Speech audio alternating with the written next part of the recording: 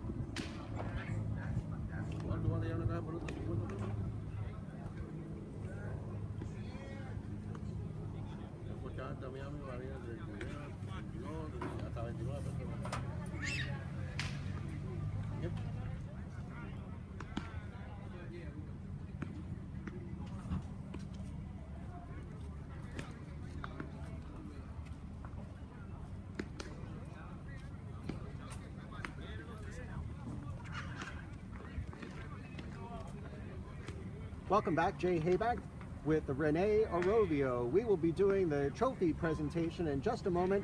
Game time today scheduled for 10:30.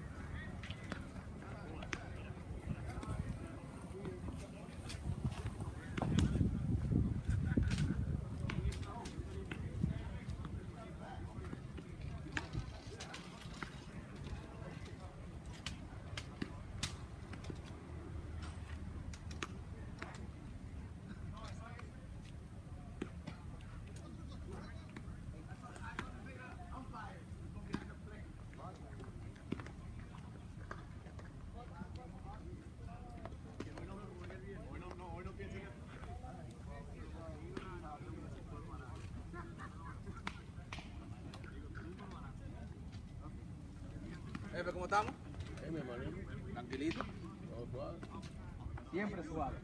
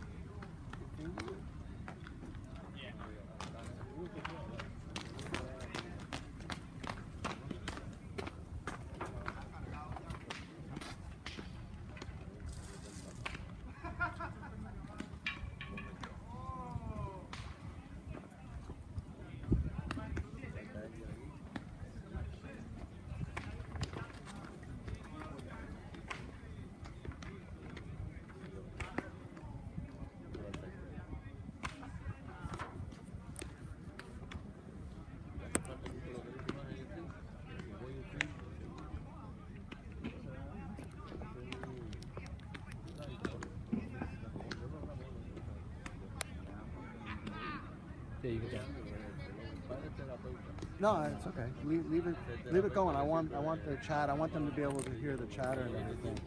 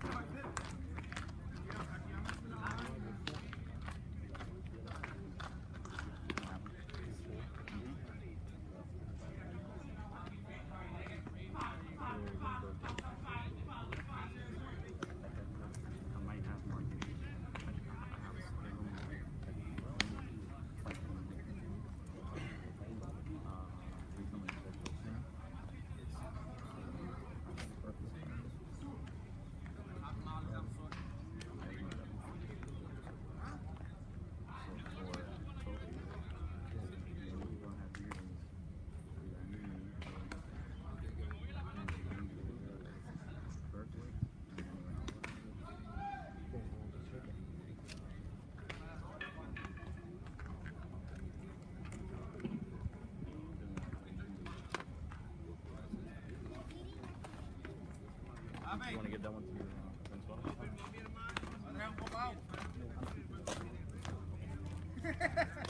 You like that?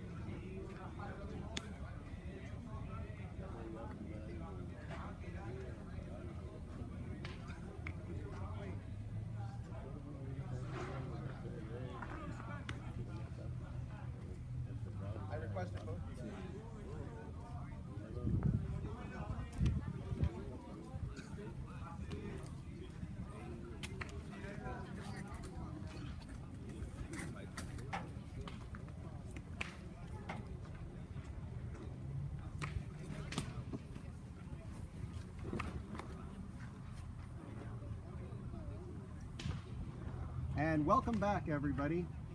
Today's matchup once again features the West Kendall Nationals versus Team Venezuela. Lineups for today: for the Nationals, leading off, number 5, the Blur, Yurandi Martinez. Hitting second, number 3, the manager, Yusbel Ortega. Hitting third, number 34, Anthony Bosa. Hitting fourth, the money man, number 22, Tony Cash.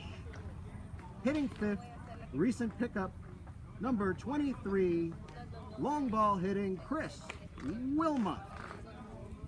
And hitting sixth, number 16, Gilbert Garcia. Hitting seventh, number 33, Anthony Rodriguez. Hitting eighth, number 27, Angel Rodriguez. And hitting ninth, number 7, Ruben Paredes. Today's starting pitcher for the Nationals is number 9, Edgar Valle. In the bullpen today for the Nationals is going to be number 8, Eric Berkowitz, and number 11, Gabby Lorenzo. Starting lineup for Team Venezuela, leading off, number 11, Gerardo Calles. Hitting second, number 41, Leandro Leon. Hitting third, number 32, Walter Correa. Hitting fourth, number 14, Ricky Ivars. Number 7, hitting fifth, Andres Ivars. Hitting sixth, number 13, Edgar Paredes. Hitting seventh, number 5, Christian Acuna. Hitting eighth, number 58, Jesus Diaz. Hitting ninth, number 25, Donato Calandriello. And hitting 10th today, number 33, Julio Michione. Reserves for Team Venezuela are Onyx Zavares, and the manager for Team Venezuela, Jose Betancourt. Trophy presentation will begin in about 3 minutes.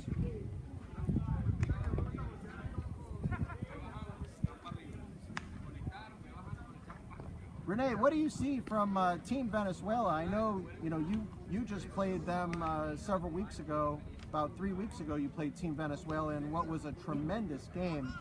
What do you see from Team Venezuela? Well, Team Venezuela is going to sport a great defense out there. You can be sure that anywhere hitting that infield, those guys are going to be pretty much all over it. They have a very solid hitting team and some great pitching from the Ibarez brothers. Both Andres and Ricky are very dominant on the mound, throw a lot of strikes. So it's going to be very exciting to see the Nationals coming off of their championship season. They have some new acquisitions with the long ball hitting Chris Wilmot. Very interesting to see him play today, hitting in the 5 spot. This game should be an exciting one. I mean, last season, both these teams faced each other 3 times. They opened up the season on May 4th last season with the Nationals winning over Venezuela 6-5 in what was a great game. Next time they played, the Nationals won 3-1. So it was pretty exciting in the regular season. And of course, ironically, they faced each other in the playoffs, and that game went to the Nationals 7-4. So you're talking about a combined score or a combined winning by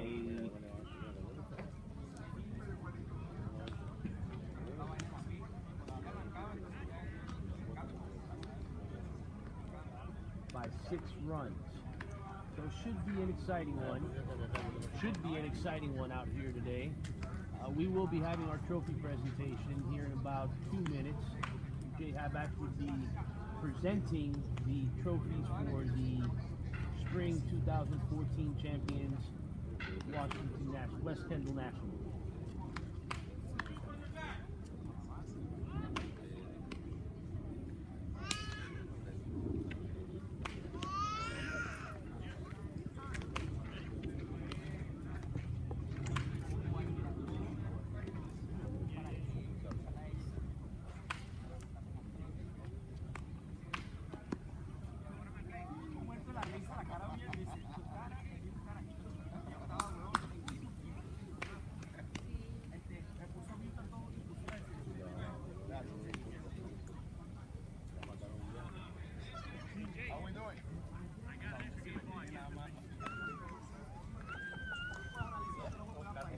Crowds are shuffling in.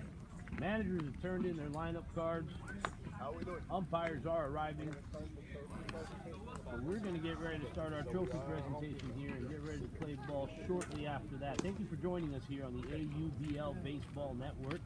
We are live today here from Archbishop Coleman Carroll High School in Southwest Miami-Dade.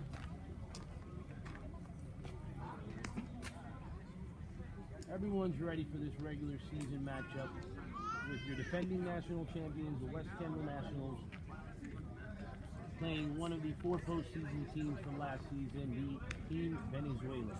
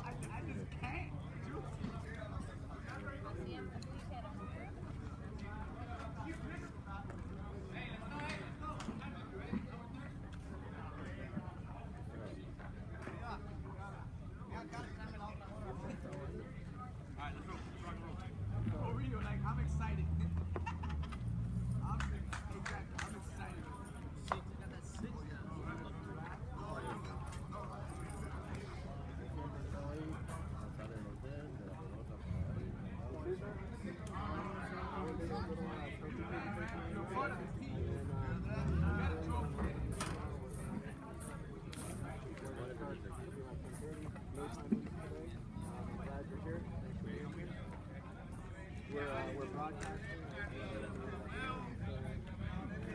¡Eh, play ball! Ahora tengo con la agüita.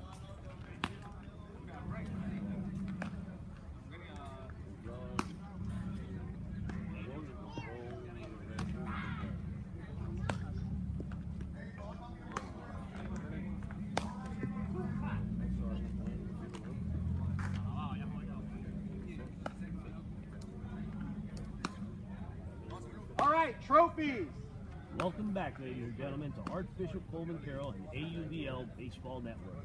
AUBL Miami Spring 2014 champions, West Kendall Nationals.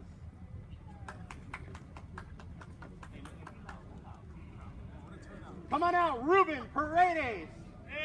First to receive this trophy, Ruben Paredes.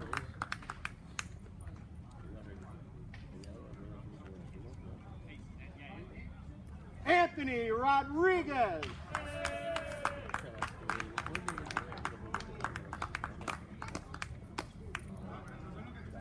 Next up for the Nationals, number 33, Anthony Rodriguez. The money man, Tony Cash. Money Man, Tony Cash.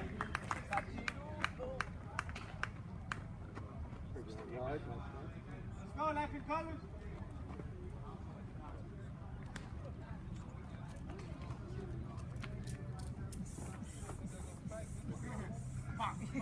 Anthony Bosa. And number 34, Anthony Boza. Thank you. Eric Berkowitz. Number 1, Eric Berkowitz. The blur, Yerandy Martinez. Number 5, Randy Martinez.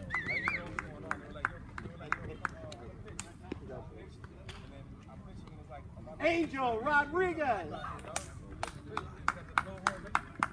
Number 27, Angel Rodriguez.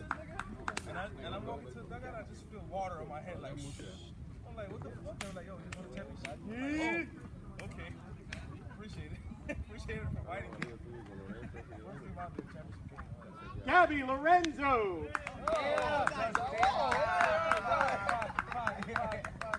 Number 11, Gabby Lorenzo. Life in color, nigga. Shouldn't we turn around, though? Yeah. Hey, did you sleep good last night? Oh, good one. Hey, we haven't slept like in 3 days. Danny Rams. Oh.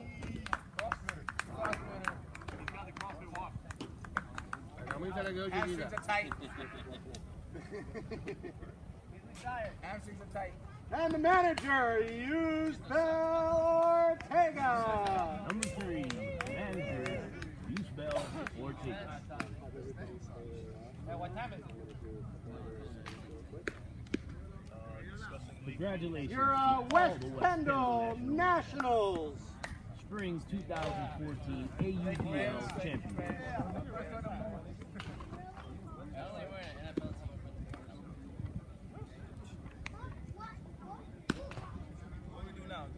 Okay, in addition, we also have some trophies for individual accomplishments as well. Come forward, Yerandy Martinez, League's most valuable player.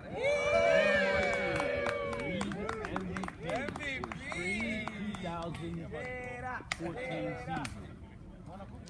Come forward, Gabby Lorenzo, Cy Young Award winner. Gabby Lorenzo, number 11, Cy Young winner for the AUDL 2014 spring season. And manager of the year, Yusbel Ortega.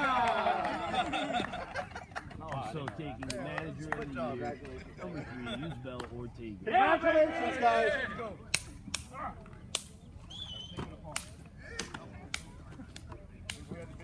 Hey, what did I get? I don't get no Hey, come out, guys, come out.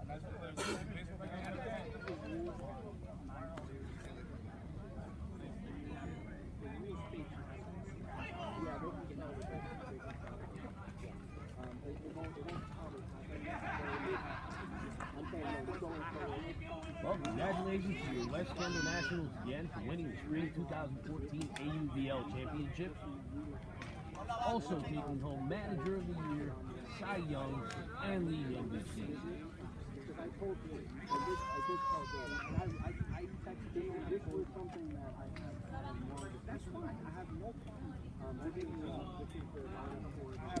Now that we got the trophy presentation out of the way, I think we're just about ready to start playing some ball. Again, another beautiful day out here at Archbishop Pullman Carroll, 79 degrees. Clouds in the air. Not very much wind. Should be a wonderful day for baseball. Umpires are ready. Managers will be approaching the lineup, go over their rules, ground rules. All right, managers, please. Manager for Team Venezuela, Jose Betancourt. Managed this team last year to a 10-4 record in the spring 2014 season. Now, in the fall of 2014 season, Team Venezuela sits atop first place with a 3-0 record.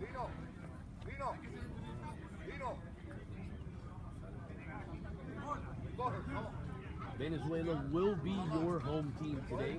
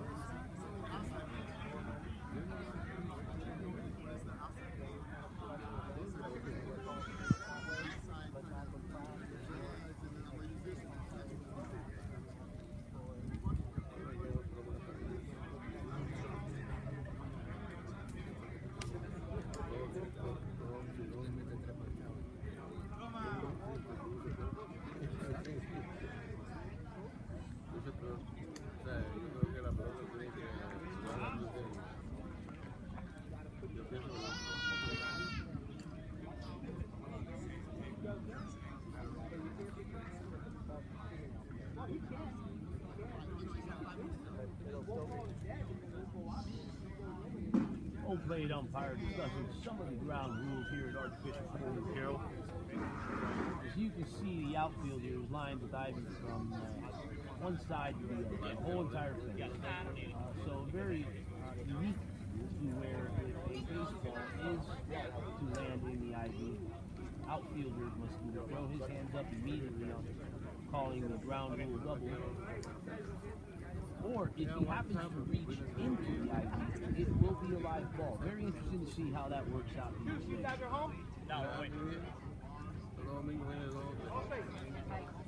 Well, managers are done discussing, umpires are done giving their rules, so it looks like we're just about ready to get this game underway.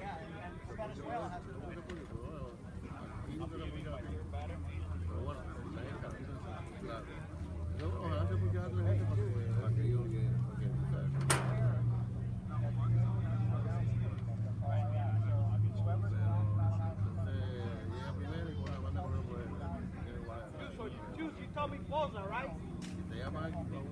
Juice, Boza? Yeah.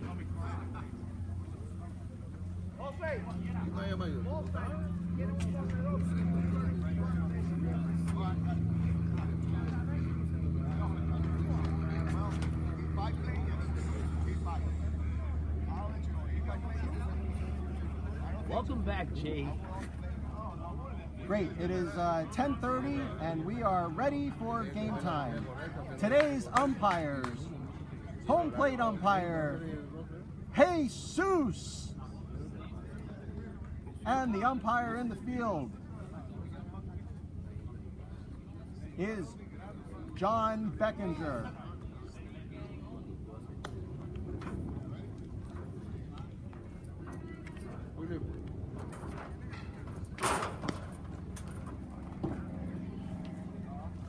Venezuela takes the field. Ricky Ibarez will be your starting pitcher for Team Venezuela today. Ricky Ibarez is Andres Ibarez is the brother of Ricky Ibarez. Andres Ibarez has been coming in relief the last several games and bailing out Team Venezuela. Team Venezuela has several pitchers they've been trying to use as starting pitchers, but with early inning troubles in each of their games yielding runs, Andres has had to come in and has had a tremendous season bailing out Team Venezuela, oftentimes giving up 0 runs for 6-7 innings. Yes, you're not lying when you say that. He shut down my Tigers a few weeks ago at Fort Lauderdale Stadium after coming in when Ricky seemed to get in trouble in the first couple of innings. Andres came in and pretty much shut it down, giving up 1 hit and no runs for the remaining 6 innings. So very good. Very interesting to see Betancourt's strategy here actually starting out with Andres, where he has been using him in relief, kind of keeping his ace in the hole. What do you think? I don't think he can afford to go down runs in this game. You know, Ricky's been giving up walks and hitting batters in the first inning, as have the other starting pitchers for Team Venezuela. So, you know, today, you know, starting Andres Ibarez is a sign that Jose Betancourt, manager of Team Venezuela, is saying to everyone, to his whole team, we will not start this game down runs this game. We are coming out with our best pitcher as our first pitcher, and Andres, don't be surprised to see him go 7, 8, maybe even throwing a complete game today. Home plate umpire Jesus Amador is about to get things going here today. Welcome everybody to Archbishop Coleman Carroll for a beautiful day of baseball as we have the West Kendall Nationals taking on Team Venezuela. I'm Jay Hayback, League President, along today with Renee Arovio, the manager for the Dade Tigers. For today's tremendous ball game, we have a good crowd on hand today, and we're expecting a tremendous game and a great broadcast for you today.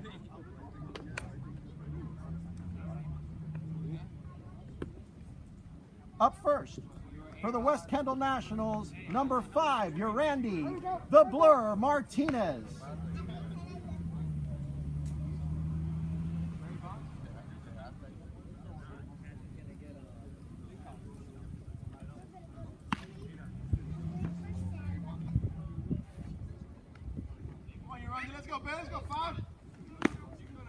Andres Ibar starts things off low with a ball to Urandi Martinez.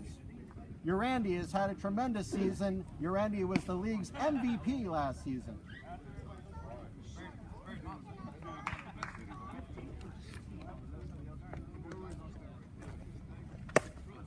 Ball up high.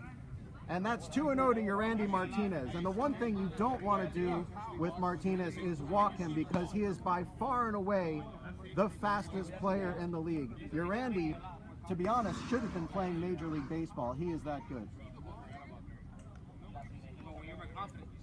Come on, Urandi, let's go 5. Strike, says home plate umpire Jesus Amador, as Andres Ibars brought an 86-mile-an-hour fastball right at the knees.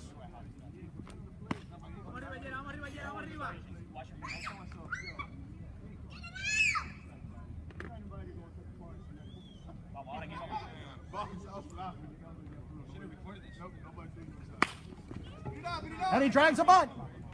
Here's the throw to first, and Ibars gets him in time as Urandi Martinez with a surprise bunt on a 2-0 count. And Andres Ibars, like a cat, came off the mound and threw out Martinez. Great bunt by Martinez. Definitely caught the third baseman off guard. Unfortunately, bunt rolled right up to the pitcher. Ibars made a great play to throw it inside the first. And now here's manager of the year for spring 2014, Yusbel Ortega.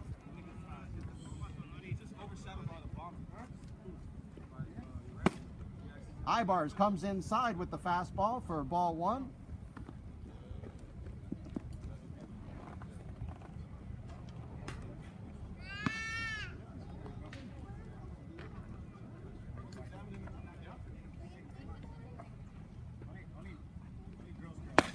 Fastball swung through for a strike. 1-1. Ortega last season had 10 walks. Very good eyes for the second batter. Perfect spot for him to be hitting.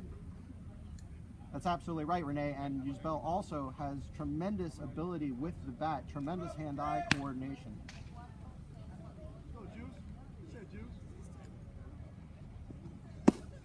Fastball down low, just below the knees, and called ball by home plate umpire Jesus Amador.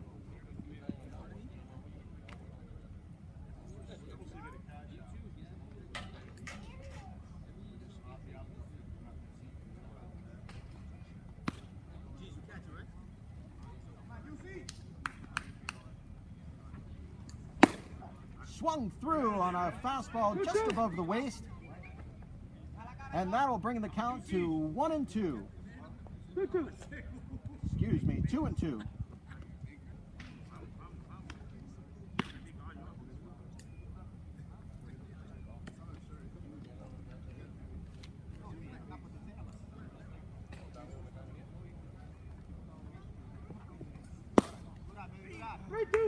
Fastball down low will bring the count full.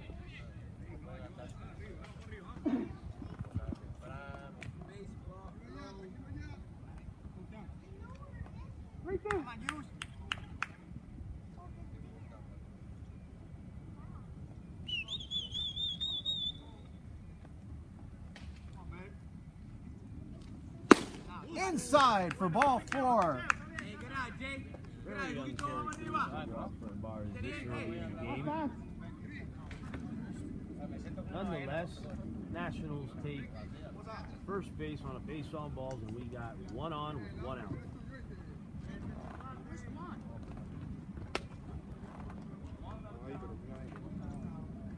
And that'll bring up the number 3 hitter, Anthony Bosa.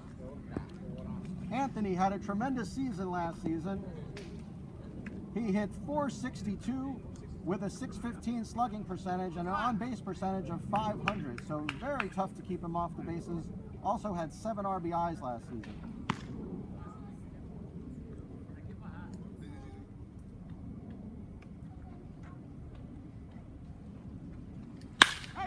And there's a shot into right center field. Here comes Ortega around second. He's going to third. Ball gets all the way to the wall.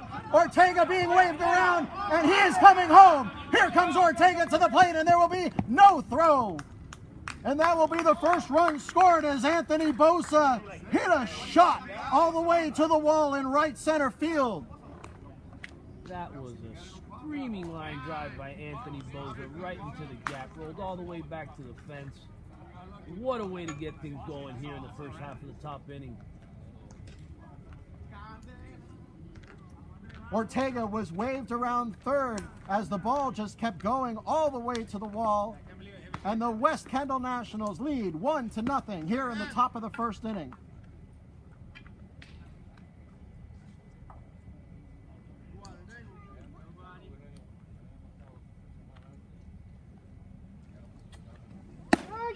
Strike one called, as up to the plate now is the money man, Tony Cash. Tony hit a tremendous home run in last season's finale in the championship series.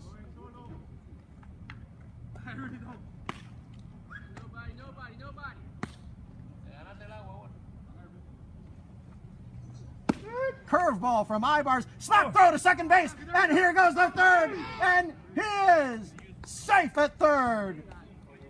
Yurandy Martinez pinch running for Anthony Bosa in the courtesy run rule, and Martinez making things happen as he got to third base on the snap throw to second base from the catcher.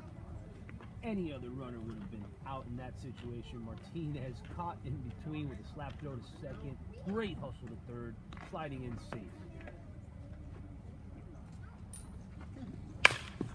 Foul into the dugout. Catcher Julio Miccioni snapped a throw to second base, and it was a great throw, but Yurandy Martinez was alert and immediately went to third base. They don't call him the blur for nothing.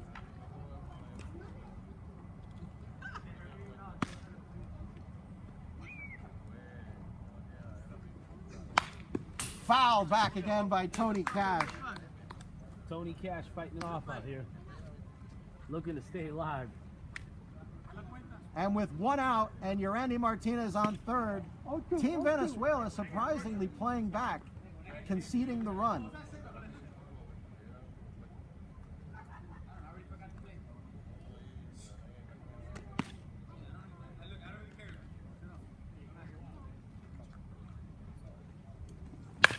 Fouled into the dugout again. Look out. After 2 fouls right towards their dugout, Nationals players have gone ahead and sat down on the bench. Renee, as a manager in the AUBL, what do you think of Venezuela's decision to play back on Tony Cash for this at-bat?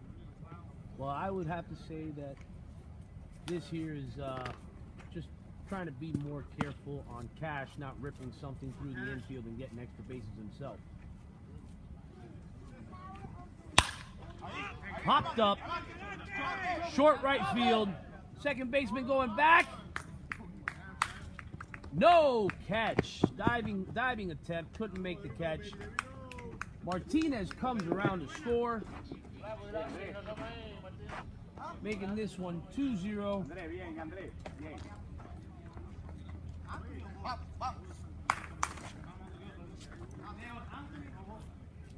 Waiting for the official scoring on that one. It's a base hit for Tony Cash and an RBI.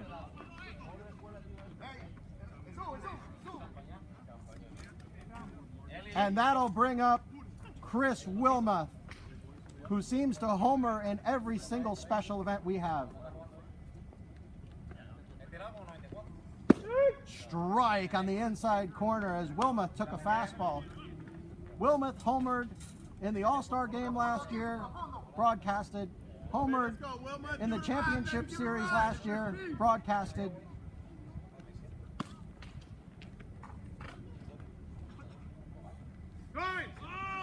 Cash on the move. Here's the throw to second base, and it goes into center field. Cash gets up but does not advance to third base. As now, with one out, Tony Cash at second base, giving Wilmoth an opportunity for an RBI. Great throw by the catcher. Shortstop just did not make a play on it. Putting Cash in scoring position for Wilmoth. Should be mammoth. This guy is huge. Chris Wilmoth, one of the more imposing players here in AUBL Miami. Not a fun sight for a pitcher.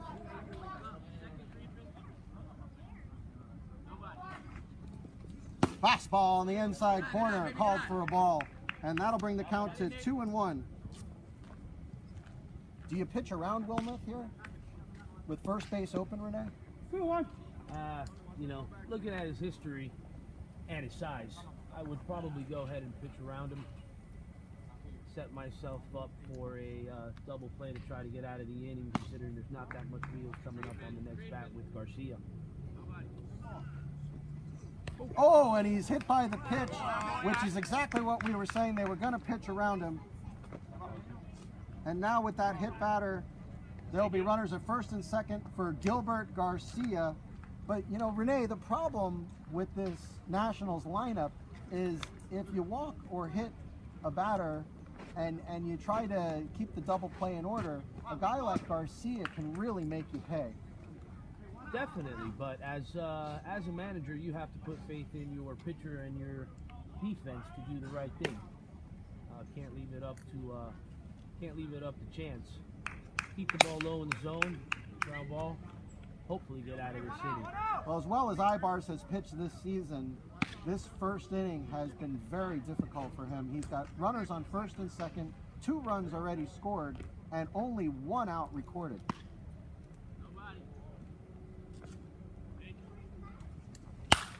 Fastball fouled out of play by Garcia. That leads me back to the decision made by Betancourt we spoke of earlier. Could it have been the right decision?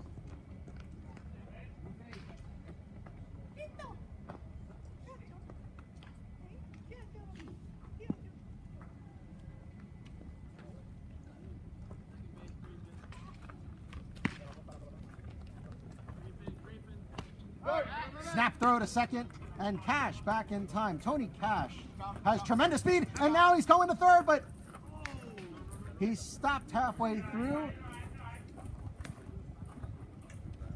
as Team Venezuela catcher Julio Michioni was able to pounce on that ball and prevent Cash from going any further. But, you know, getting back to what you were saying, Renee, it's an interesting decision because, you know, what do? You've got a hot pitcher like Andres Ibars, who's been really your workhorse this season. I think you reward him with the start today.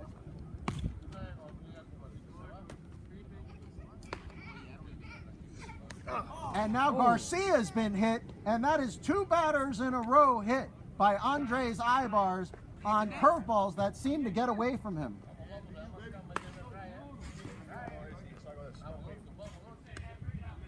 I don't think this is a control issue for Ibars, but it's definitely something to be concerned about as Anthony Rodriguez, A-Rod, now coming to bat, and he has been hot.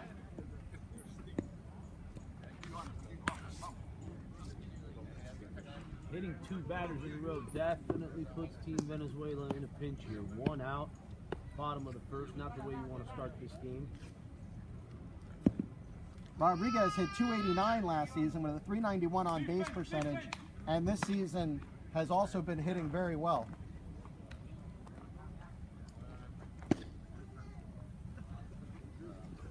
Fastball up high to Rodriguez, and now 1-0.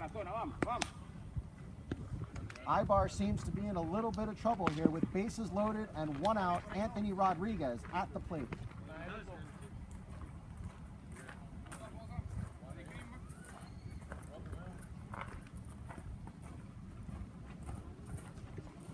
Fastball swung through for a strike. Rodriguez looked to hit that one as hard as he could. Just misses. It was a little bit above the belt line. He was swinging out of his shoes on that one, huh? Swinging out of his shoes on that. Bases loaded will do that to you sometimes. I think Ibars has to come with the fastball here. And he did. And Rodriguez could not catch it for strike 2. Fastball right at the numbers. Great decision by Ibars. Now I'd even be concerned throwing the curveball here at 1 and 2 after hitting 2 batters. If I were the pitcher, I'd have to call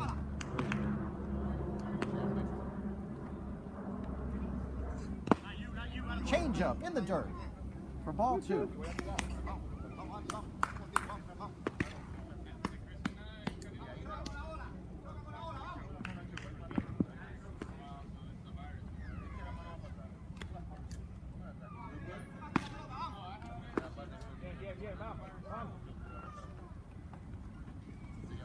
Fastball outside, and that'll make the count 3 and 2 with 1 out and bases loaded. It's crunch time here already. I know we're only in the top of the 1st inning, but this is a big pitch. Exciting. The payoff pitch, as we like to call it. Very interesting to see what happens here.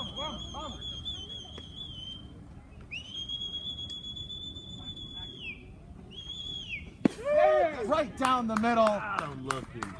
And Rodriguez caught looking for the 2nd out of the inning. Rodriguez not too happy with that.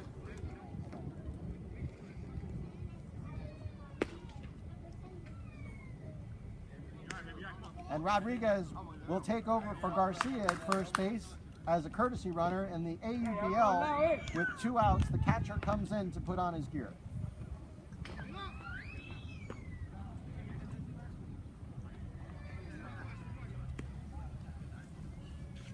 And that'll bring to the plate number 27, Angel Rodriguez.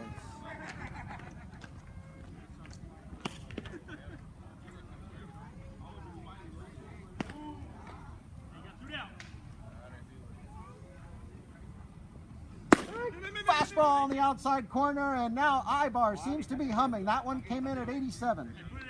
Ibar's wasting no time with this at bat. Bringing the heat early. Angel, of course, the brother of Anthony Rodriguez, who's now on first base.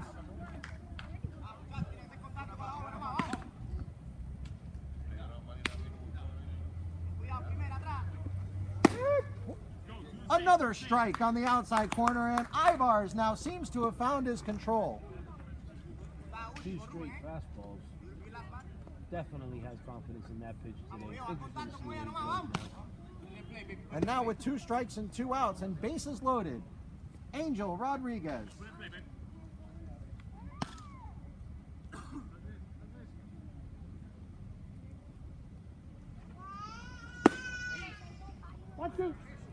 Catcher tried to steal one there, but ball was obviously outside for a count of 1 and 2.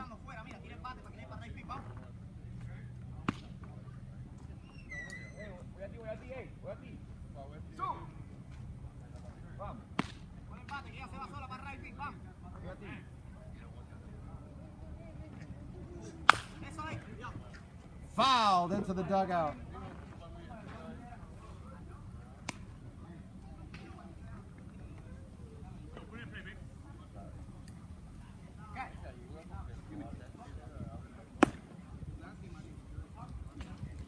Rodriguez had 5 RBIs last season. Looking to add to his RBI total here today. Got 2 strikes on him, bases loaded with 2 outs. He wants to be a hero. Ibars wants out of the inning. Fouled back. Staying alive. And this is a big at-bat, let me tell you, Renee, because with bases loaded and 2 runs already in, it would be easy to come out of this inning with 4 or 5 runs for the Nationals if Rodriguez puts the meat of the bat on the meat of the ball here. And Rodriguez also known for going the opposite way with Ibar's pitching outside.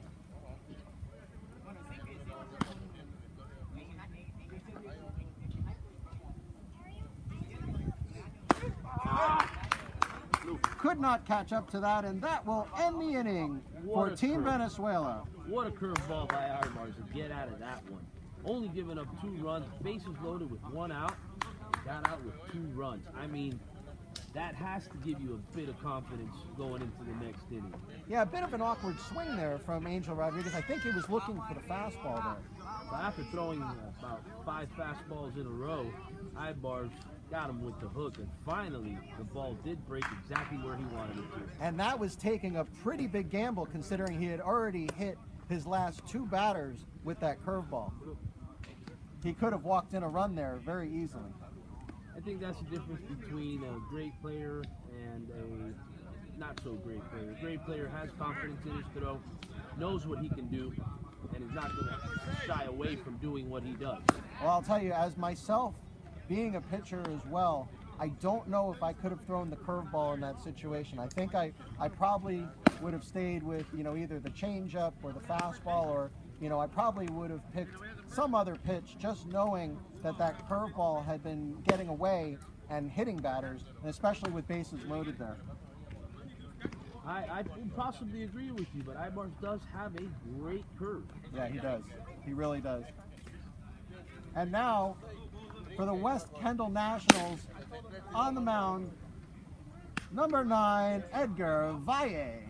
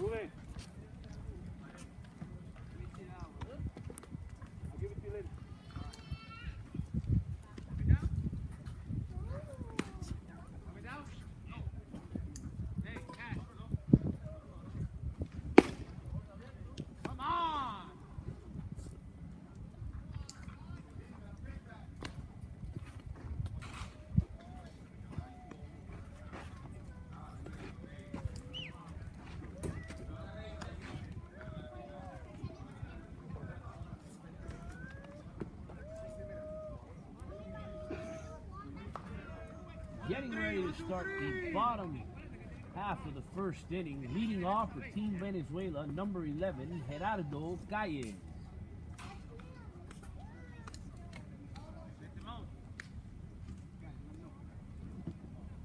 Calles had a great season last season, hitting .367 with 7 RBIs, 8 base on balls, and 5 stolen bases. Yeah, he's your prototypical leadoff hitter, as he's a tough out. He generally puts the bat on the ball and isn't afraid to take a walk or even drop a bunt.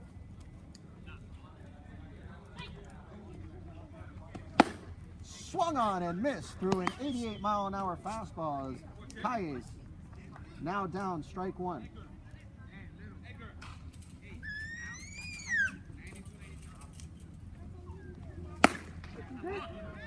Tried to bunt through a fastball there. That fastball was up at the letters and a difficult pitch to bunt.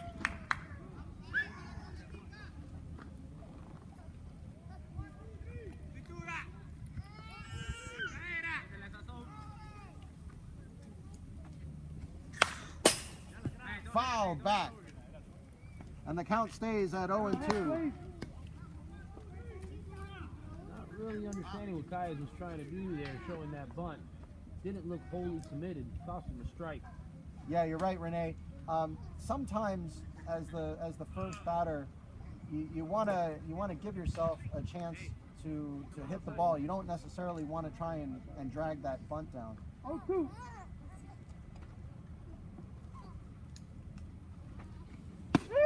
And Valle comes with the fastball inside. First strike 3 looked at by Gerardo Calles.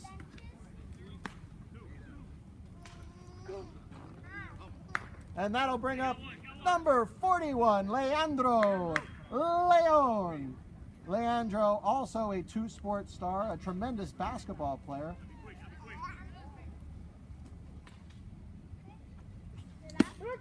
Fastball on the inside corner, and Leon takes strike one.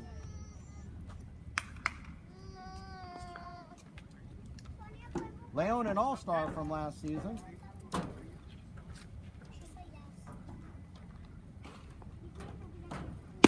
Fastball again on the inside corner. And now in the hole, 0-2 is Leandro Leon. Leandro hit .326 last season with 4 doubles.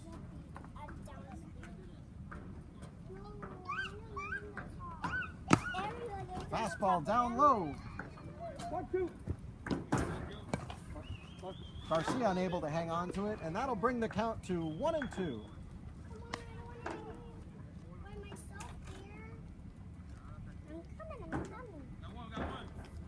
Pitcher Edgar Valle today wearing Gabby Lorenzo's jersey. Excuse me, Frankie Lorenzo's jersey, as that would cause some confusion seeing a pitcher with Lorenzo on his back, but that is in fact pitcher Edgar Valle. Oh, it's the last one I'm getting. You gotta get the foul ball. Hey, about the glove? 1-2. Pretend you wanted to see me in your whole entire life. And pretend you like, oh my gosh, just 3 more. I need to give the count to 2 more. Curveball seemed to get Garcia somewhere outside the pads, and Garcia now hobbling. Actually, that one, Did it hit him? I think it hit Leandro. I think Jesus Amador, home plate umpire, has ruled that the pitch hit Leandro Leon, and that will put a runner at first base with 1 out, and the always dangerous number 32, Walter Correa, coming up to bat. Correa had a stint with the Oakland Athletics in their farm system. Very good shortstop, great bat. Correa in limited action last season hit .500 with a .600 on base percentage with 3 doubles.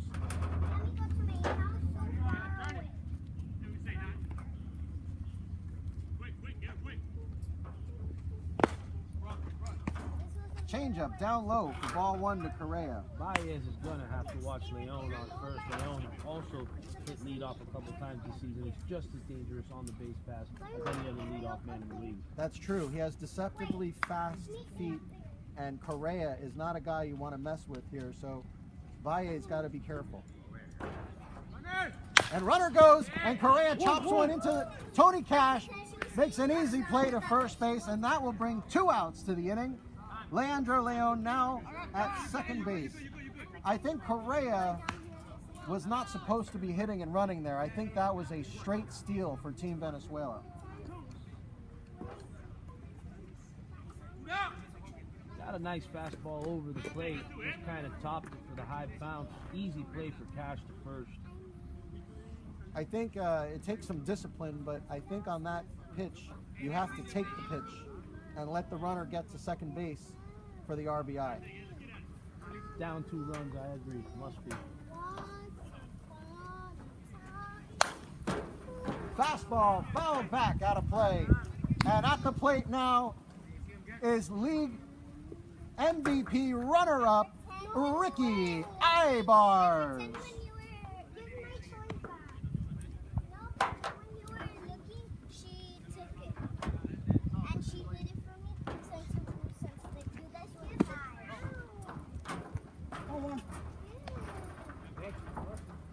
And that's away for ball 1.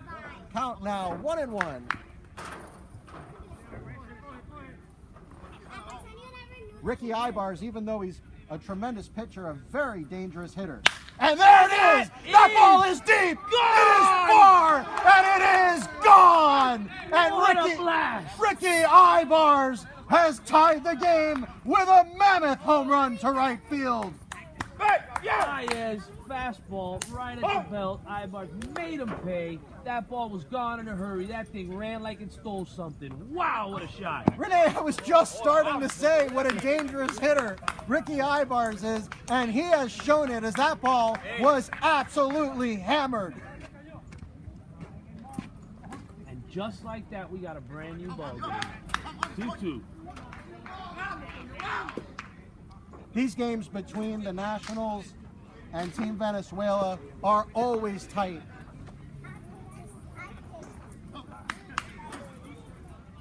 And now Ricky's brother Andres Ibarz at the plate.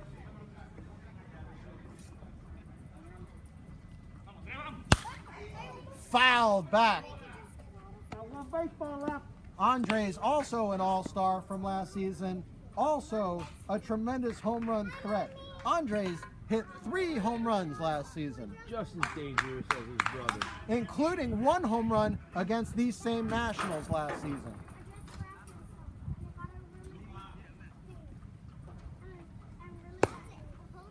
That pitch got away from him, looked like some type of an off-speed offering. Chin music.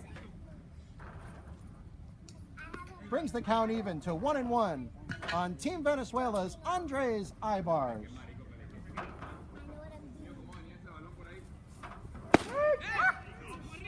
Wicked curveball in for a strike, and now the count goes to 1-2. What a great curveball. Throws Ibarz. What do you think Valle comes with here? He's throwing his fastball a lot today, and he has a lot of confidence in it. Off-speed pitch in for a strike, and that'll be strike 3, and that will end the inning for Team Venezuela, but not without doing damage as Ricky Ibarz helps out his brother Andres for a 2-2 game. Ricky Ibarz with a monster home run to right field. What a blast. That thing got out of here in a hurry. We got a brand new game. Exciting, just as we promised. Here we go into the top of the second inning. Middle of the lineup coming up for the Nationals. We'll see here if Ibarz settles down, gets that curveball dropping to where he needs to, and we can get to a second game where runs are actually at a premium. Yeah, very, very important. Good point, Renee. As you know, with these two teams, historically, they've played very low-scoring games. And for 4 runs to be scored in the first inning alone is not common for these two teams. Don't be surprised to see a pitcher's duel from here on out. You're right about that, Jay. In 2 regular season games, the winner won by a combined run of 3 runs in 2 games, with the Nats taking the first meeting 6-5 back in October. Second meeting, they won 3-1. And then, of course, in the playoffs, Nationals came, great game, and actually took that semifinal game 7-4 to go into the 2014 championship with the South Florida Pirates.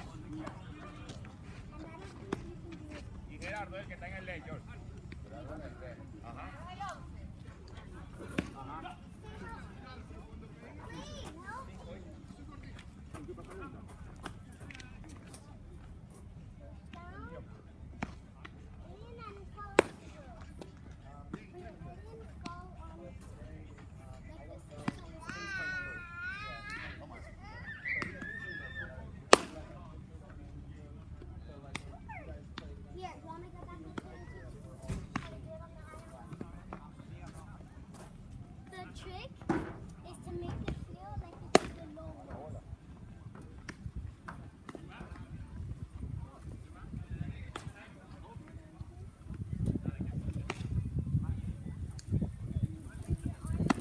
Ibarz looking to bounce back here in the second inning, had a very rough start. Walking 1 batter, hitting 2, and giving up 2 base hits. Although he was able to get out of a bases loaded 1-out pinch, still giving up 2 uncharacteristic runs early on in the game.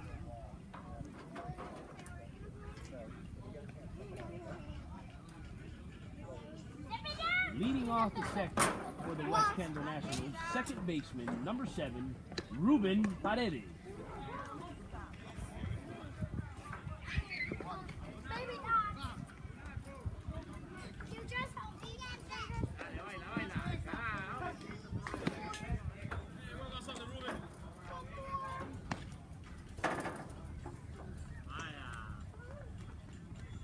and squares the bunt. And that just goes foul down the first baseline. Ricky Ibar's picked it up before it could come back into play, as it was starting to come back into the field of play. Paredes batted .313 last season with 9 walks, 3 RBIs, 8 runs scored. And I'll tell you, Renee, he's a really fast runner too. I mean, these Nationals put a lot of pressure on you with their speed.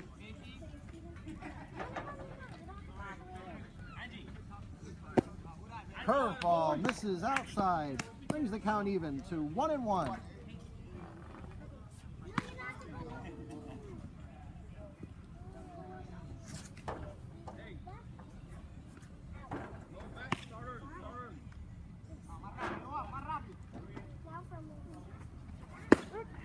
Fastball got by Paredes in a hurry. 1-2. Paredes swung right through that one, Renee. Great pitch by Bars. Seems to be pulling it together here in the top of the second inning.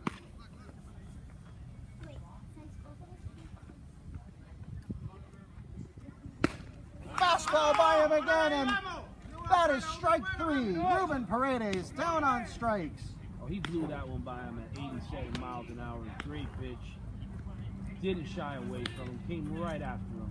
You know, after last season, Ricky Ibar's being second in the MVP ballots, mostly for his pitching, Andres really didn't even get a chance to pitch all that much last season. You know, mainly as a closer, he pitched an inning here, an inning there. But this season, he has really been their horse. And that'll bring up the Blur leadoff, number 5, Yorandy Martinez. Curveball in the dirt for ball 1.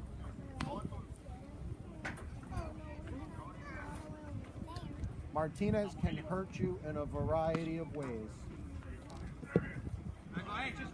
He can bunt. He can reach by a walk.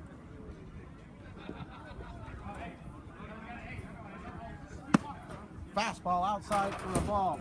And like a Ricky Henderson type leadoff hitter, Yorandy had 5 home runs last season, winning him league MVP.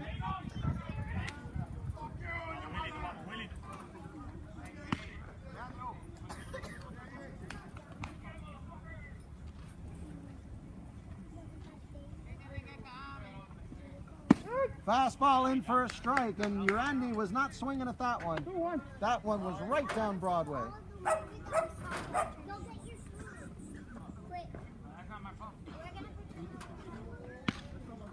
I don't think I've ever seen anyone stretch a single into a double the way Martinez does.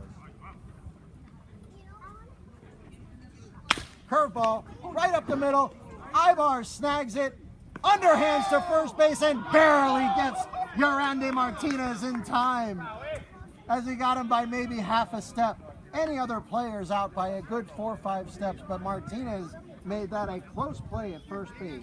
Bang, bang play. Off the glove of Ibars, he stayed with it, made a great throw to his brother at first for the out.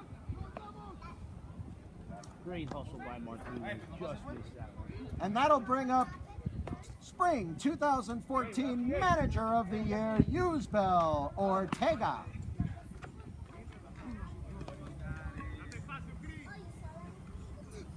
Curveball, and Ortega bloops a fly ball into right field. And that will drop, as Ortega does make it to first base. It looked like an error on the right fielder. Renee, did you get a better vantage point on that one? From what I saw, he was under the ball and he just seemed to overrun it by a bit, missed it by a foot. Not sure if it hit his glove or not, couldn't tell from out here. But not a good play. Could have been a routine fly ball for either right fielder or center fielder, but seemed to be a little bit of miscommunication out there. Looked like he might have even caught his center fielder out of the corner of his eye, might have taken his eye off the ball. I think you're right. We'll have to go back and look at the replay on that one and see what happened. And that will bring up the always dangerous Anthony Bosa. Bosa hit a shot to right center last inning for a double. And that one's down the third baseline. Here comes Ortega going to third base. The ball goes all the way to the wall. Ortega will go to third and stay there as Bosa with back-to-back doubles. I got time. Bosa came to play today. That is back-to-back doubles and back-to-back innings. And back-to-back first pitches. First pitch fastballs from Andres Ibars. Both of them hit very hard by Anthony Bosa. I think the catcher might want to think about that next time Bosa comes up the bat. Stay away from the fastball first pitch. You're right, but how do you stay away when you know that coming up after him is the money man, Tony Cash, and Chris Wilma. Ever so dangerous meat of the order here for these Nationals. Like I said, not a fun day for a pitcher. You really can't mess around with any of these guys or it's going to be a long, long day. And now with runners on second and third and only one out, the money man, Tony Cash.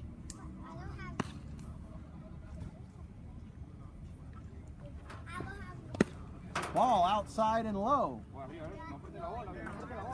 Nice scoop by catcher Julio Michioni. Prevented a run there. Martinez being the last batted out, courtesy runner for Bosa on second base. And that also may come into play here as a base hit from Tony Cash. You can better believe Yerany Martinez will try to score.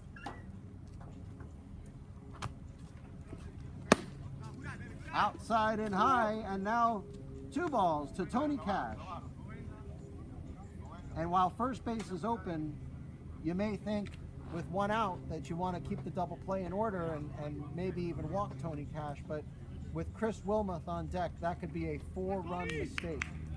Definitely don't want to go that route with that man sitting in the on-deck circle. And we saw that last week in the Sea Dogs game when Eddie Montalvo hit a grand slam home run.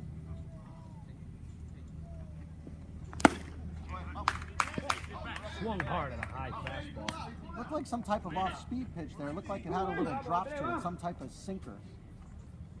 Not sure what that was. 7 years later. Garden Springs it count to 2-1. Hey, face back here, kid. Get to 2.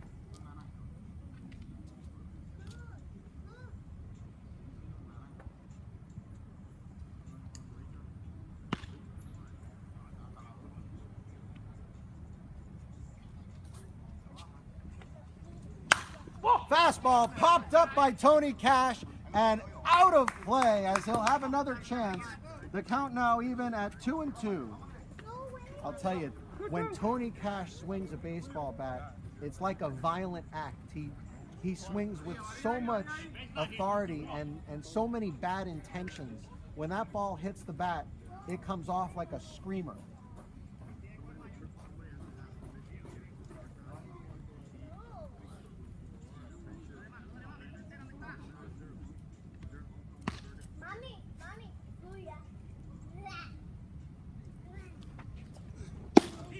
Inside and low, and that'll bring the count full to 3-2. Do you give in to him here, Renee? I think you want to stay on something off speed, trying to catch him a little bit off balance. You definitely don't want to feed him a fastball at the belt right now. Maybe use Cash's aggressiveness against him? Definitely so. He is a little bit over aggressive with runners on second and third. Many batters will be in that situation.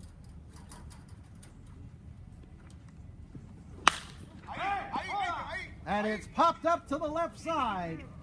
There may be a play, and it is dropped for a harmless foul ball. As no one happier than the money man, Tony Cash, that ball was not caught. Breathing a sigh of relief, another chance. It was on this field that last season in the championship series, Tony Cash hit a ball 478 feet over the left wall.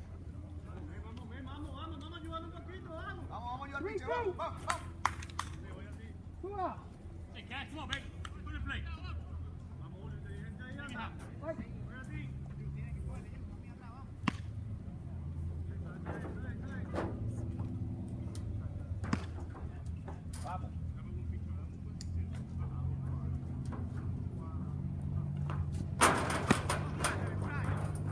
inside pitch, gives you a walk and loads the bases with it. Just basically what I was saying there is you don't really want to deal with Cash with runners on second and third, and you may want to give him a pitch that he can get himself out with.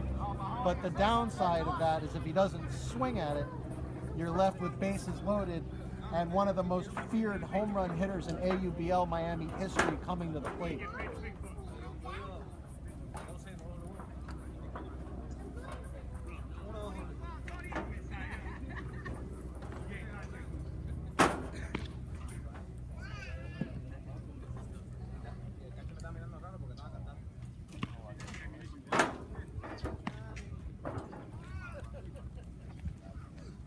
Curveball outside, and just like we said, Ibar's staying away from Wilmoth here. You almost wonder if he's willing to give up the run on a walk to Wilmoth.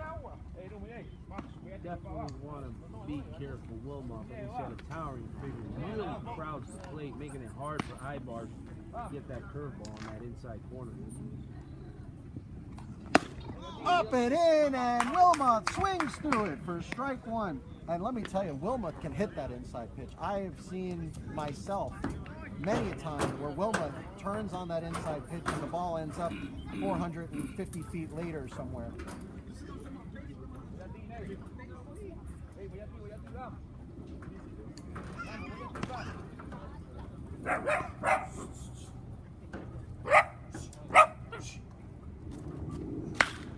Oh, that ball is caught. A little nubber from Wilmoth, the one thing you wouldn't expect from him. Off the hands. Second baseman made a great play. He was in perfect position to make the play.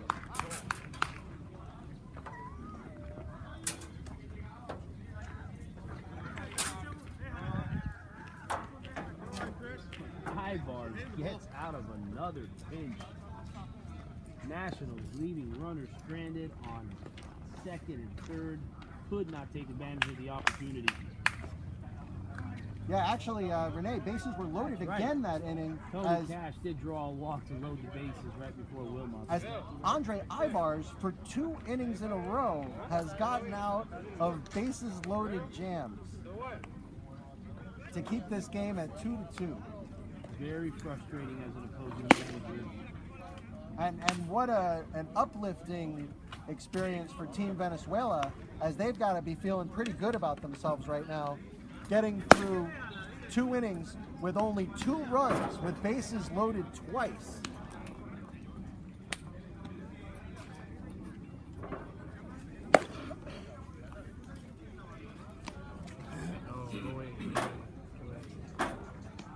What about that?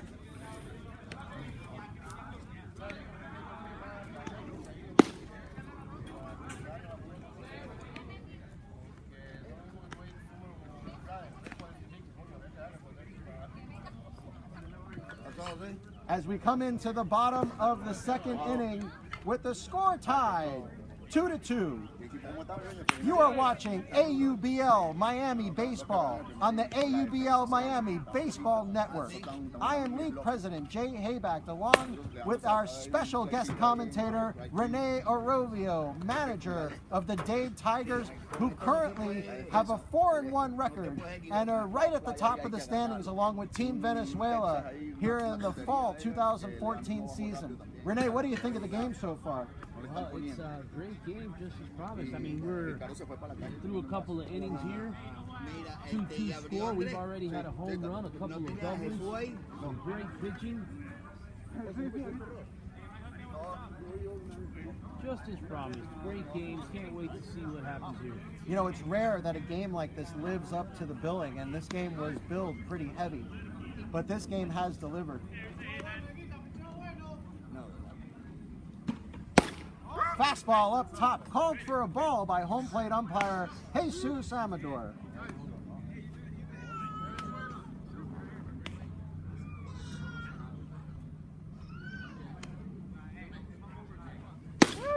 Fastball on the outside corner, called for a strike to even the count at 1-1. Guy is really bringing that fastball in there at right about 87 miles an hour.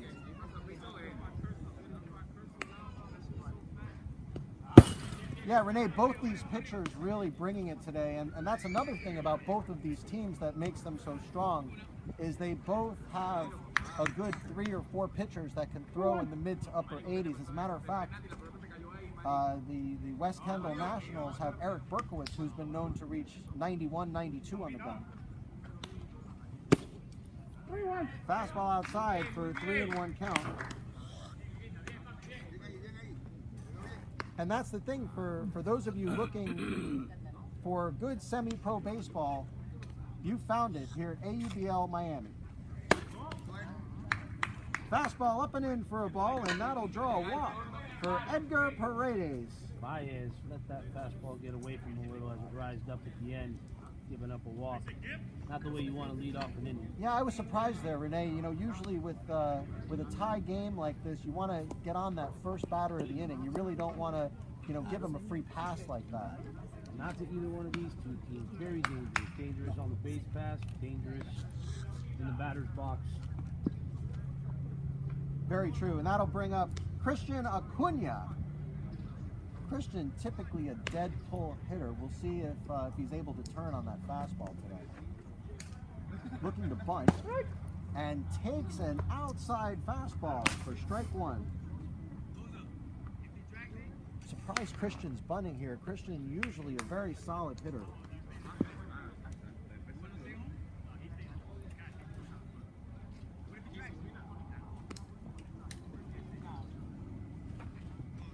Fastball on the outside corner, and that's 0-2. Same exact pitch. Baez did not shy away from it. It's almost like we were looking at a live replay there. Showed it to him again.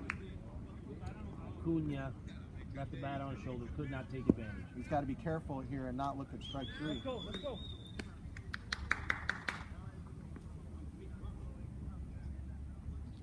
All right, time. Acuna calls time, maybe trying to hurt the timing of Baez. Baez seems to be working very quickly today. Yeah, he really does. He moves the game along very quickly. And Acuna broke his bat. Cash up to second. Paredes over to first, and that's a double play. Beautifully turned double play between Cash and Paredes.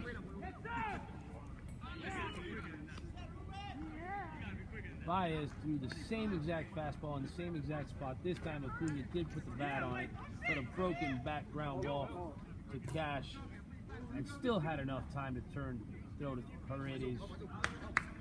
Boy, that's a bad turn for Team Venezuela. Not only do you break your bat, but you hit into a double play in what looked to be a promising inning, and now you're left with 2 outs and nobody on base. Curveball, blooped to Bosa, and Bosa with an easy catch to end the inning, and a fairly quick inning for Baez.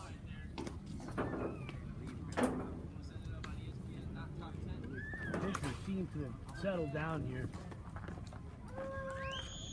gotten into their grooves.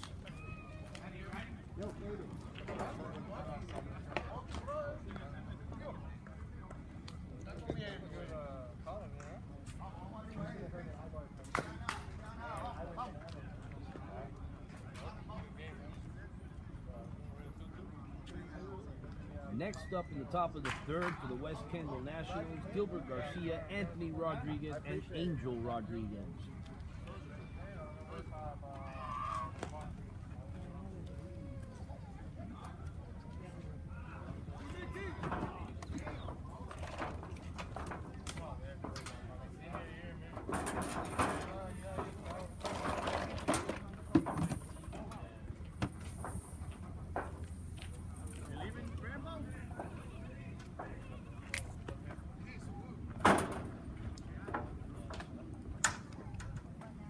And that will bring us to the top of the third inning as the West Kendall Nationals will come to the plate.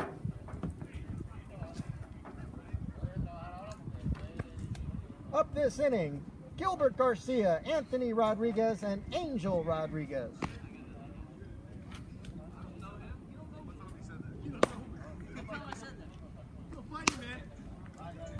You know, even though Ibars has basically been in trouble each of the first 2 innings, he is snuck out with a 2-2 game here, and if he can hold the Nationals this inning, Venezuela may even have a chance to take the lead.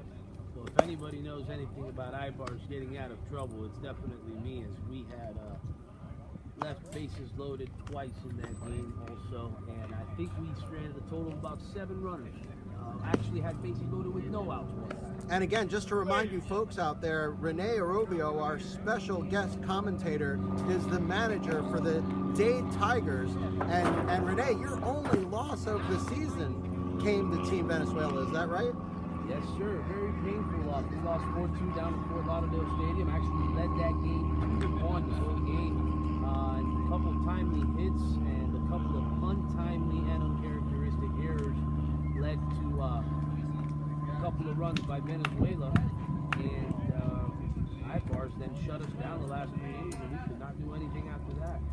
Now, in your game, wasn't it Ricky Ibars that actually started, the brother of Andres Ibars? Ricky Ibar started, walked a couple of batters, gave up a few runs, and Betancourt wasted no time in the second inning going to Andres, who then completed the game throwing 6 innings, scoreless innings.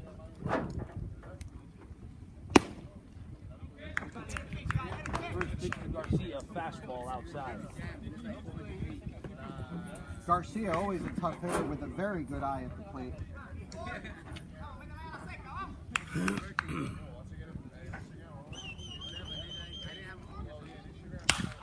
Fastball popped up to the right side. And Team Venezuela will record the first out of the inning. Towering pop fly to short right field. Second baseman had no trouble getting under that one for the first out. Edgar Paredes making the catch for Team Venezuela. And that will be 1 out in the inning for the West Kendall Nationals. Coming up to the plate, number 33, Anthony Rodriguez. Rodriguez struck out in the top of the first inning looking, so he's going to look to get back at Ibars here.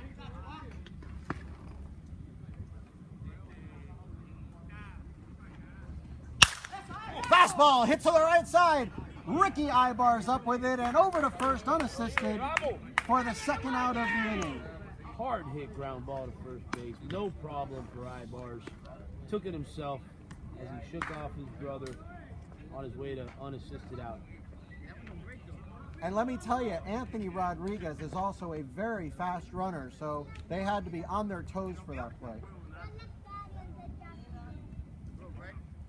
This Nationals team basically comes at you with speed and power. And here comes his brother, Angel Rodriguez.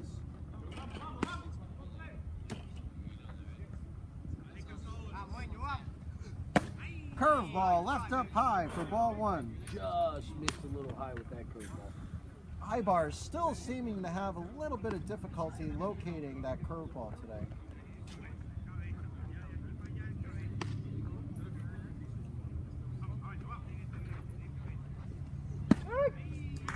Strike, says home plate umpire Jesus Amador.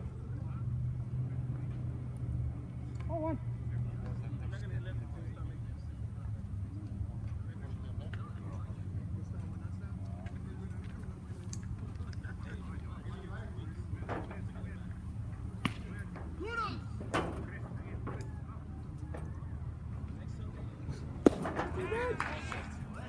Umpire says he went. What, 2? Rodriguez looking at a 1-2 count. 2 out here in the top of the third inning.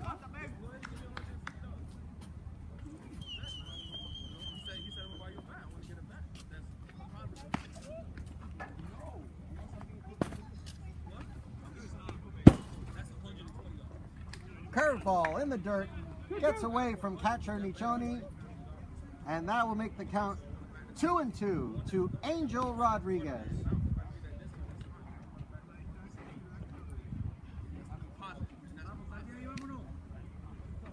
Rodriguez just needs to look to shorten up the swing, put the ball in play.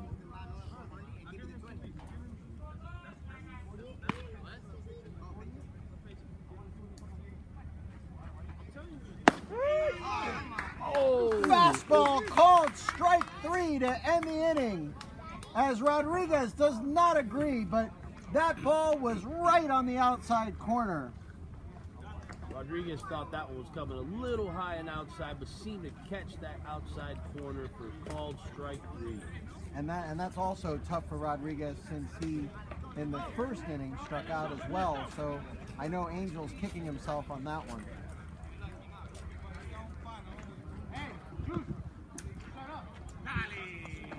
And just as I had said an inning and a half ago, we have settled into a pitcher's duel, as the score remains 2-2 after 2.5 innings complete.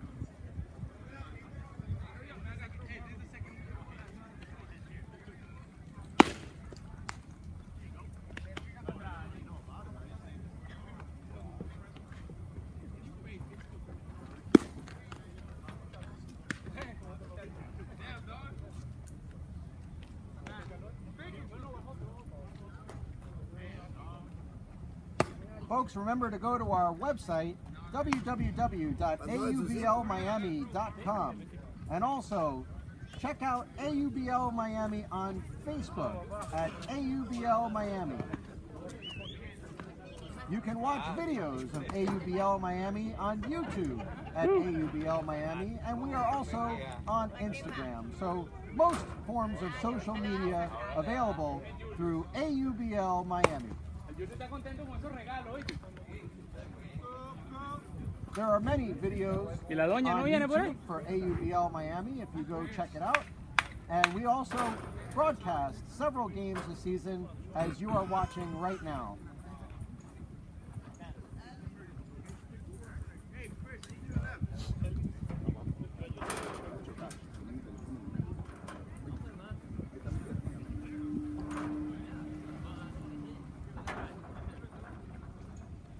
Up now for Team Venezuela, number 25, Donato Calandriero.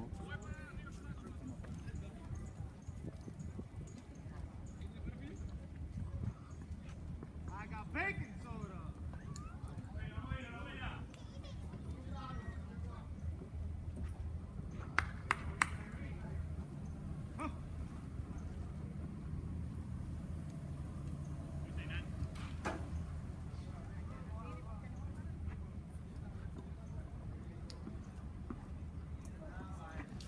Fastball up high to Donato, ball one. Donato played professional baseball in Venezuela for many years. Fastball on the outside corner, called strike.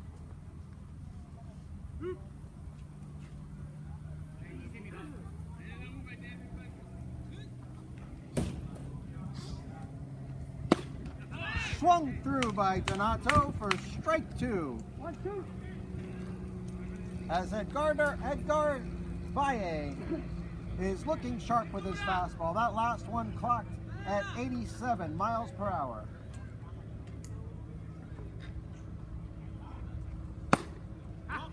Just missed, evening the count at 2-2.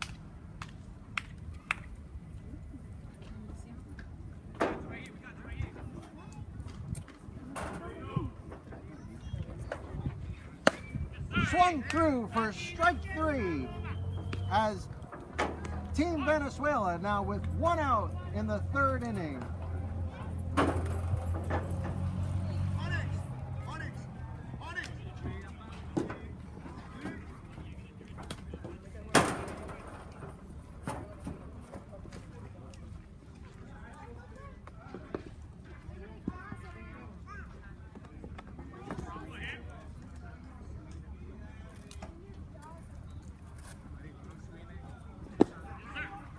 Now up to bat for Team Venezuela, catcher number 33, Julio Michioni. Michioni swung at a curveball in the dirt for strike 1. Curveball in the dirt again, and home plate umpire Amador says he did go. 0-2 count to Michioni.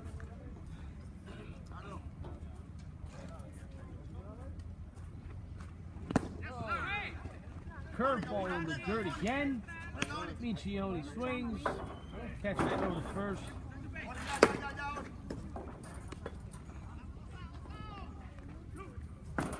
Baez to Michioni.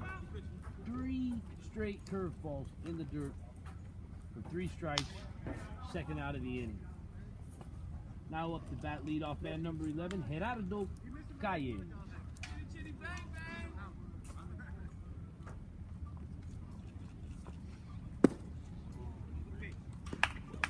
Baez misses with a curveball low and inside.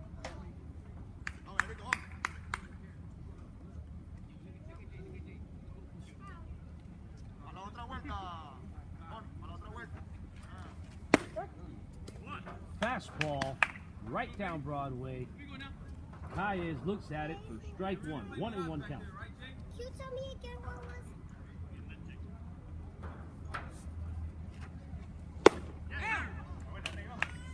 Baez serves up a fastball high and outside, way out of the zone. He's got Calles to chase it for strike 2.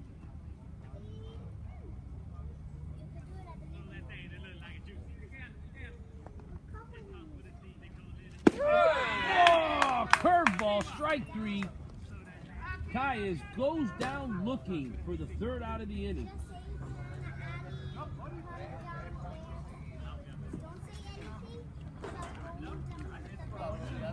That's 5 strikeouts for Edgar Baez of the Nationals. 3 in that inning alone.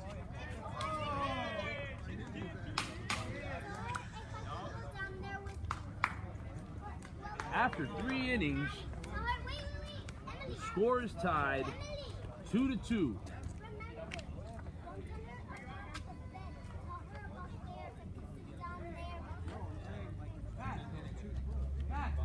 Coming up next in the top of the 4th for the West Kendall Nationals, second baseman Ruben Paredes, Yurandy the Blur Martinez, and Yusbiel Ortega.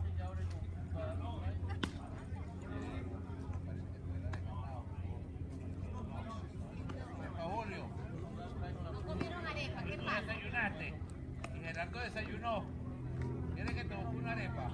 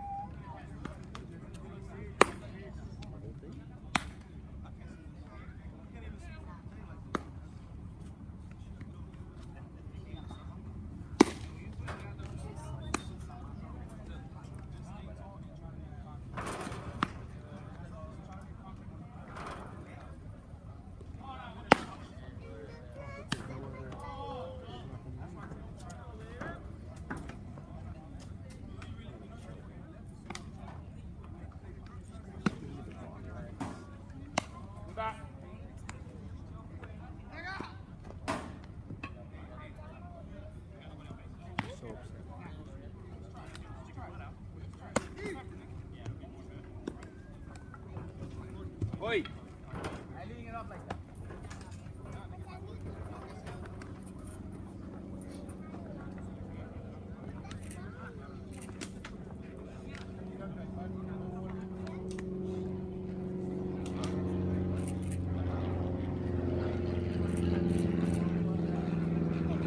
Welcome back to the Artificial Cold Barrel on the AUBL and the AUBL Baseball Network.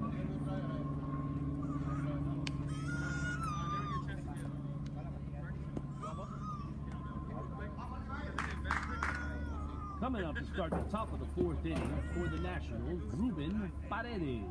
Paredes struck out in his first at bat. Paredes rips the ball right over the second baseman's head. Leads off the inning with a single.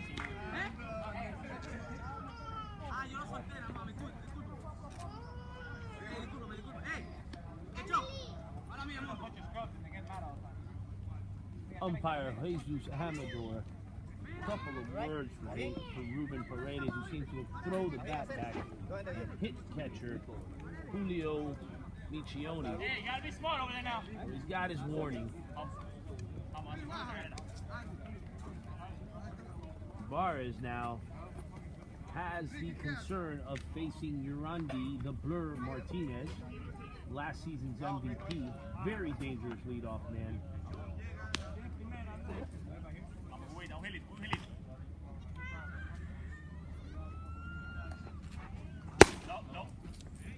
Fastball high, Martinez barely lays off of that one.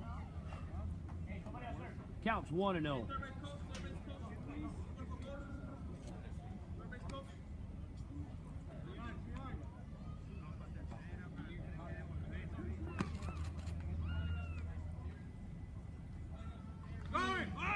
Runner goes. Martinez pops it up infield. Oh, and almost had a chance for a double play, but shortstop throws a little bit wide off the base and has to pull off Ibar's. Paredes barely sliding back in there. The hit and run was on. Martinez could not capitalize. And that's enough for the first out of the inning.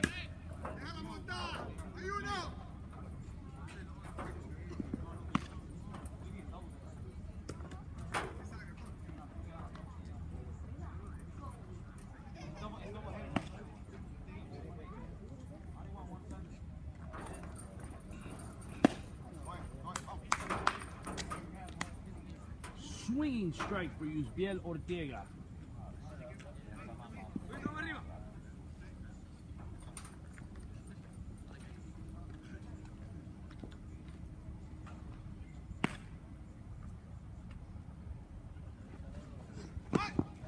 Ortega shows bunt, throw to first.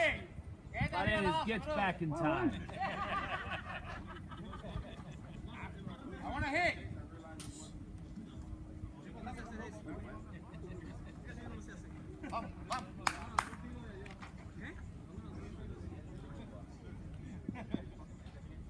Ortega faces an 0-2 count. Runner on first, 1 out, top of the 4th inning. Foul tip off the catcher's mask. Looks like umpire took one right in the chin, but he seems to be fine.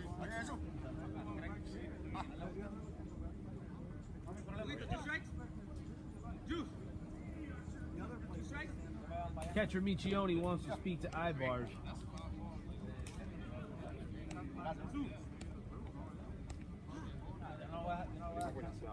Kind of discuss how he's going to approach Ortega now with an 0-2 count and the dangerously fast Paredes on first base.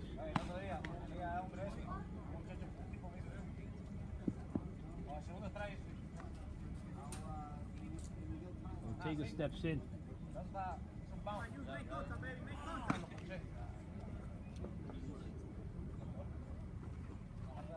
Ibars looks to first. Delivers, swing and a miss for strike 3. Fastball a little high and outside. Got Ortega to chase it. Strike 3, second out of the inning. Paredes still on first. 2 down. Now up to bat for the Nationals with 2 doubles today. Anthony Boza.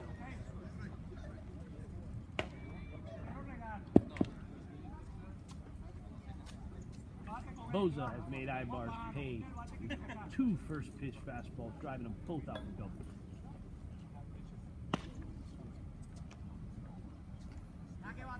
Pitch.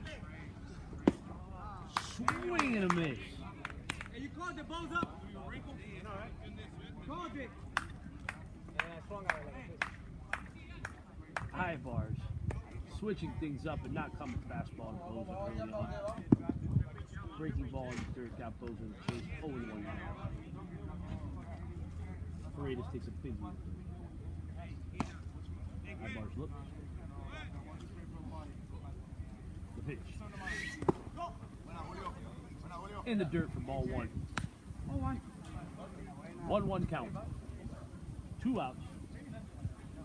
Game is tied 2-2 in the top of the 4th inning.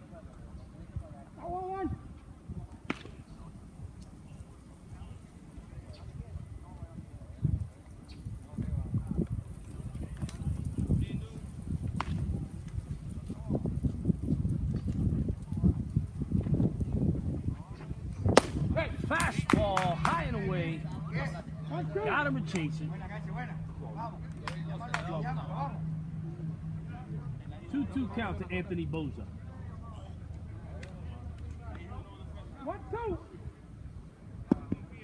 Excuse me. 1-2 count. 2 outs. Reyes takes the first. Ibars delivers a slider outside. Boza stays put. Makes count 2-2.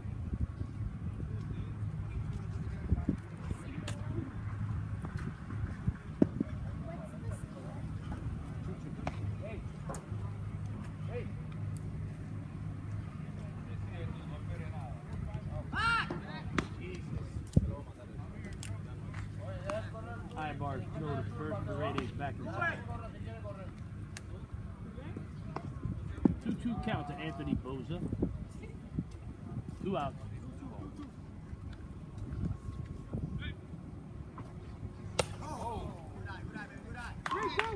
Fastball high and tight, brushes Boza off the plate. Not a very good sight when you see an 87-mile-an-hour fastball coming right at your eyes. Yeah, you don't really get enough time to react when that happens.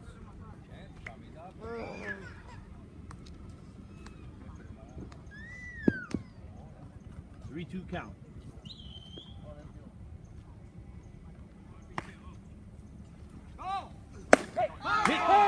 Fastball up high. And Boza makes his first out of the game after hitting 2 doubles, beautiful doubles. Finally retired Anthony Boza. After making 2 mistakes with Boza, Ibars definitely had a different approach at that. In fact, starting him off with a breaking ball in the dirt, getting him to swing at strike 1, and then feeding him a couple of high fastballs, and was able to get him to chase for the 3rd out.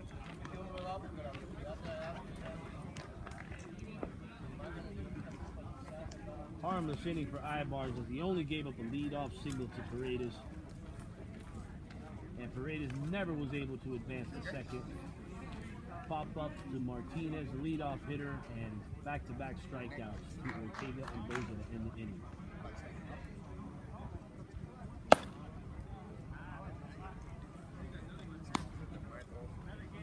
Two up for Venezuela in the bottom of the 4th inning. Number 41, Leandro Leon.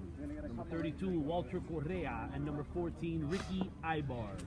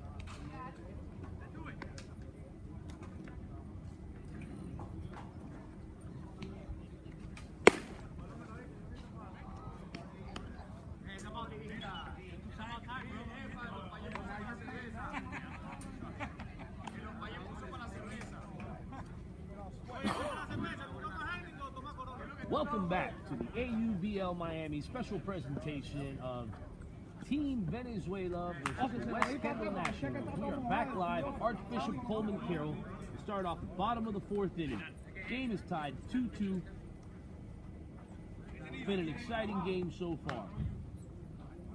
Now up to bat for Venezuela, number 41, Leandro Leon.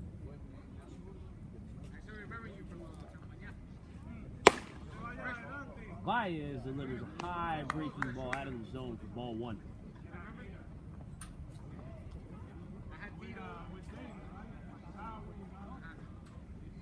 Pitch. Fastball low and inside. Ball 2.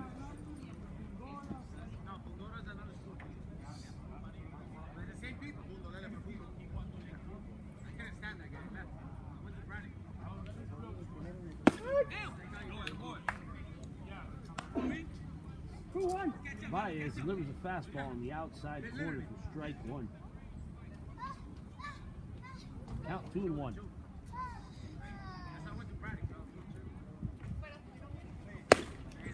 Fastball right at the letters. Leon swings right through it. Count now is 2-2. Andrew Leon got on in the first inning with the hit baseman right off of his left knee. Breaking ball right down the middle. Andrew Leon did not have time to react. Strikeout looking for the first out of the 4th inning. Bottom of the 4th.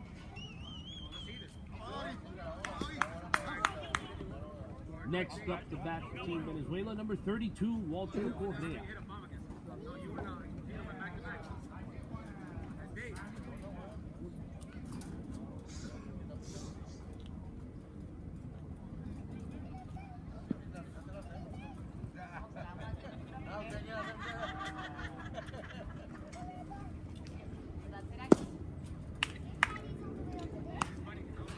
Breaking ball outside for ball 1.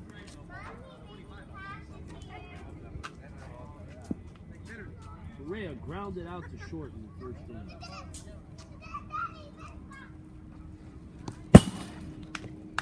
Fastball in the dirt, gets by Garcia. Ball 2.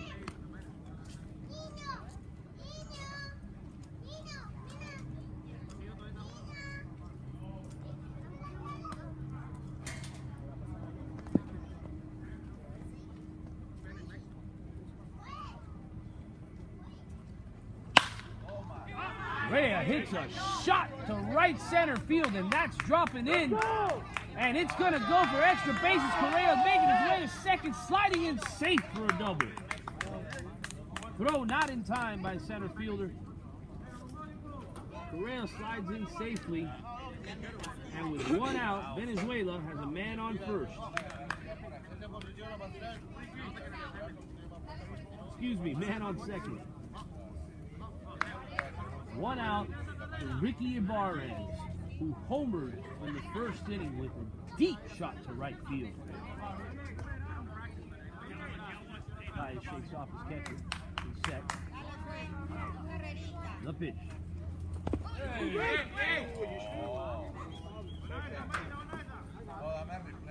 Ibarez thought he did not go, but Amador says he did.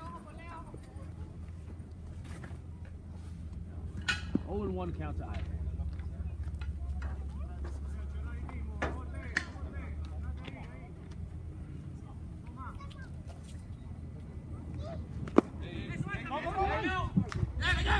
Ball gets by catcher Gilbert Garcia, but Walter Correa unable to take advantage and remains at second base. 1-1.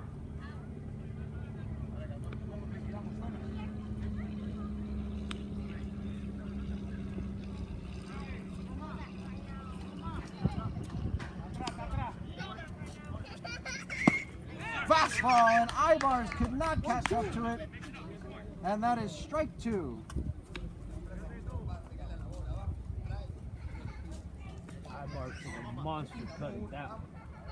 Well, can you blame him? I mean, the guy just hit a ball 400 feet about 20 minutes ago.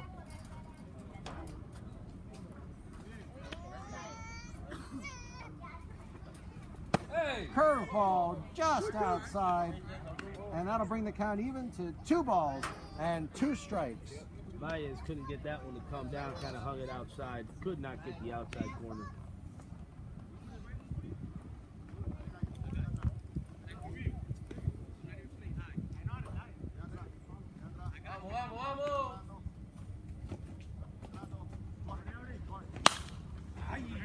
Foul back. Ibarez staying alive here. You are watching AUBL Miami Baseball. We are in the bottom of the 4th inning with the score tied 2-2.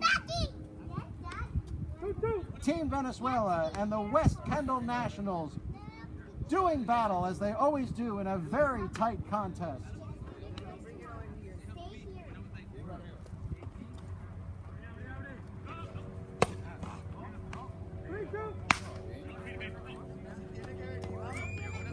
And now the count runs full to Ricky Ibars. Ricky, of course, hit a mammoth home run in the 1st inning to tie the game at 2-2.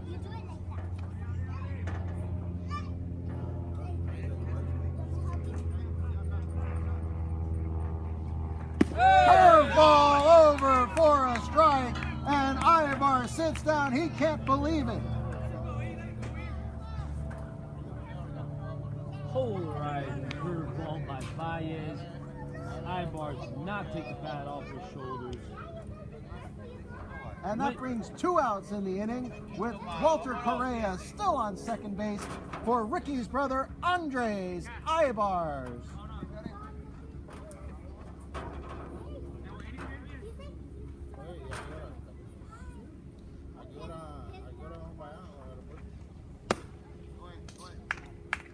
Ball left up and in.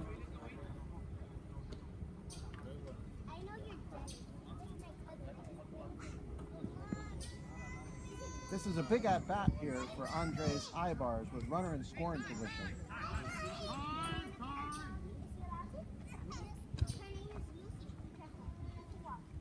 Time is called as a baseball came from the stands.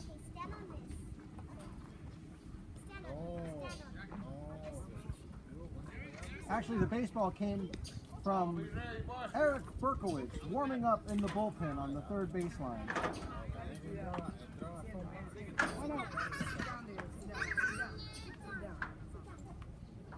We have a great crowd here on hand at Archbishop Coleman Carroll.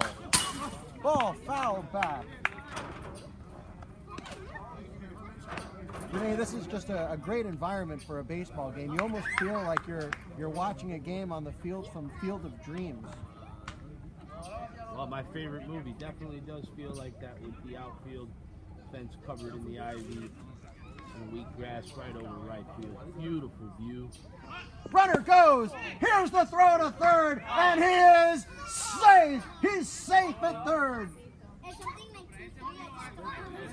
Correa looks a little shaken up. As does Tony Cash. A little bit of a collision there. Tony Cash is standing right in front of the bag. Correa slid right into his ankle. A little awkward there also. I'm surprised Correa would even try to steal 3rd with 2 outs. You know the old baseball adage, you never make the 1st or the 3rd out at 3rd base. And Correa, and on that attempt, really having disregard for that adage, as if he had been thrown out at 3rd, that really would have been a bad baseball play, Renee. Definitely. I think Correa, who is a very good base runner, had Baez kind of pegged and was watching his motion, able to get there. Venezuela's a very aggressive team, very aggressive on the base pass. So they're going to do whatever they can to advance runners. You might be right, and you know, with the arm of Gilbert Garcia behind the plate though, and the delivery of Baez, you know, Baez of course throwing very hard, and Garcia with a great arm behind home plate, it's a tough combination to steal 3rd. You know, that's a shorter throw for Garcia. Definitely a risky play. Making things happen like that, making the other team make a throw, hoping for a bad bounce, anything like that is what you kind of have to do in these games because runs are at a premium. Yeah, sometimes you can maybe catch a break and get a ball that goes into left field and scores the run. But you know, you hope for. In this case, though, in a game like this, of this magnitude, you almost want to play it safe a little bit. You got a runner on second base. He's already in scoring position. You're not going to really improve your position all that much by getting to 3rd base. You know, if Ibars gets a hit here, Correa most likely would have scored from second anyways. So, you know, with 2 outs, there's really no advantage. You know, with 1 out, of course, a fly ball or a ground ball could score him from 3rd. But with 2 outs, there's really not much gain. Good to see Tony Cash is okay and back at third. Yeah, Cash was a little shaken up there. I think both the base runner Correa and Cash were both hurt on that play. But like you said, good to see that both of them are back in play.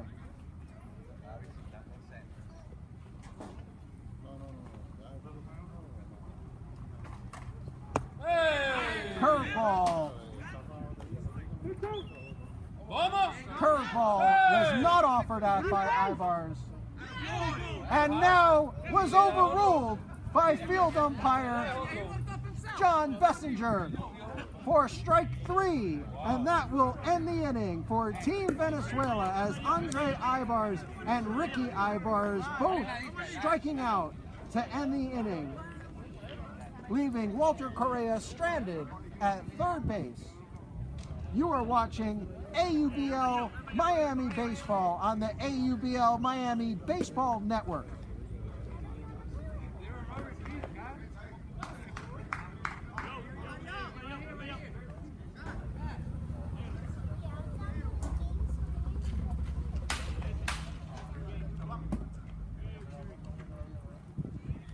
And so to recap here, Renee, in the top of the first inning, the Nationals were able to put up 2 runs on base on balls from Yusbel Ortega, the manager, and Anthony Bosa, batting him in with an RBI double as Ortega was able to score all the way from first base. Tony Cash then came up and singled for Bosa to be on third base, Cash on second, a hit batter by Chris Wilmoth, and then a hit batter by Gilbert Garcia. And here we sit with 2 runs for the Nationals and 2 runs for Team Venezuela. Team Venezuela scoring, of course, their 2 runs on a hit batter by Leandro Leon and a long home run by Ricky Ibars, a 2-run homer to make the score 2-2. Very exciting first inning. A lot of runs, a lot of base runners, some really hard hit balls. But as both pitchers have seemed to settle into their own here, a couple of times Nationals have threatened with runners on, but have not been able to produce any more runs after the first 2 runs that they would have gotten the first inning. Yeah, that's a good point, Renee. The first inning, the Nationals left the bases loaded, so that inning could have been much worse. And then in the second inning, the Nationals again were able to load the bases, but did not score any runs. So, you know, we've now played, we're in the top of the 5th inning. And after a two-run first inning for each team, the pitchers have put zeros on the board for the last 3 innings. Both have settled down nicely. Seem to be warm and getting ready here to start the top of the 5th inning. Ever so dangerous Tony Cash at bat. It's great to see this at bat, see how his leg is affected after that slide in the third base. Yeah, I think with Tony, he swings such a violent bat that it won't affect him. But you know, expect big things from Tony here. I wouldn't be surprised if Tony hit a home run in this at bat.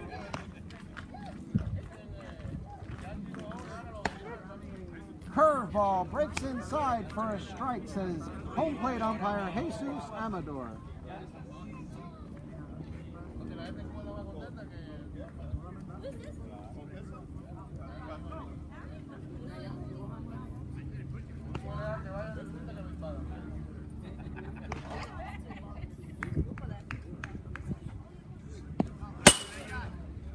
Change up, left down for ball 1. Cash still seems to be suffering the effects of that hit at third base as he's walking around a little gingerly back here. Oh, 1.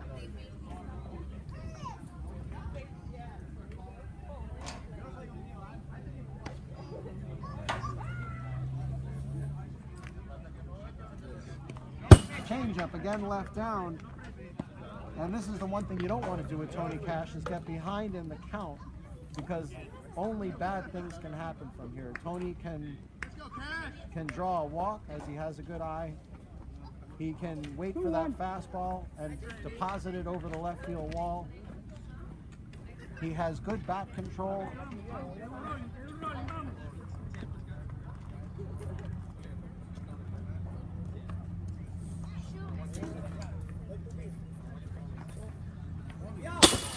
Fastball came right to our booth here, as now the count goes to 3-1. As that ball literally came right at our faces here in the broadcast booth. Very surprising when you see an 87-mile-an-hour fastball coming right at your face. Kind of forget the fences in front of you. Good thing the fence was here, as we would have been in a lot of trouble. That would have been the end of my weekend. They would have been calling for 2 ambulances on that one.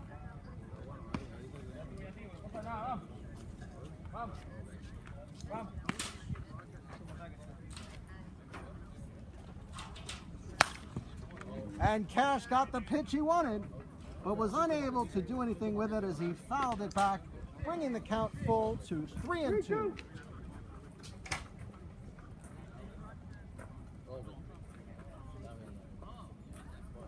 We are in the top of the 5th inning. You are watching AUBL Miami Baseball.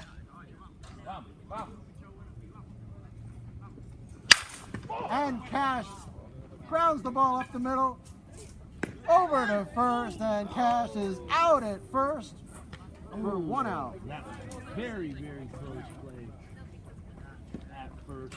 Cash unhappy with himself. Thank God I do it! Shortstop Walter Correa made a nice play on that ball, as Archbishop Carroll tends to have a little bit harder infield, and the balls sometimes take a difficult hop here. Even though it's a beautiful conditioned field and well taken care of, it is sometimes difficult to field in the infield here.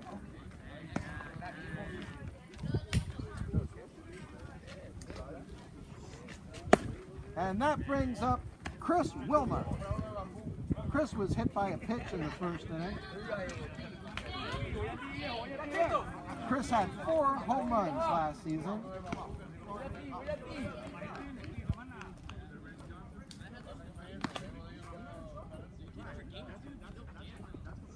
And he's hit by a pitch again, and that is the 3rd batter hit by Andres Ibars. Ibars has to watch out now, because the next batter he hits, he will be forcibly removed from the game. Not a very good position to be in. Wilma, very tired of his fingers, and he crowds the plate. He's got to be careful that one of these Nationals hitters doesn't even step into a pitch now. He's got to really be concerned about pitching inside. Ibars would like the inside corner. Very, very difficult to try to take that away from the first point of the game. It really changes the strategy, though, because if you're pitching inside and a ball gets away from you even a couple of inches, now you have to come out of the game and you don't even have a pitcher warmed up if you're Team Venezuela. Manager Jose Betancourt pacing on the sidelines, encouraging his team, but we do not see him warming up a pitcher in the right field bullpen. Donato Calandriello, pitching coach, has come out to talk to Ibars, and we will resume play here, but you would figure his brother Ricky would be warming up now. I'm very surprised Ricky's not warming up here.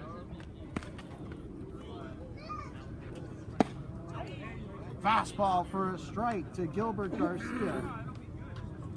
As now you can see catcher Julio Michoni is setting up on the outside part of the plate, does not want to even take a chance.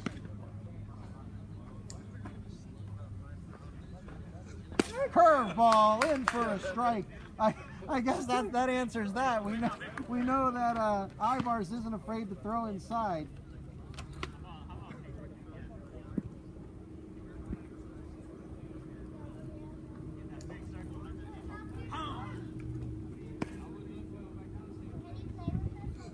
Go, go, go, go, go! Ball gets away from catcher Michoni, and Wilma then safely at second base. That could prove costly for Team Venezuela now with a runner in scoring position.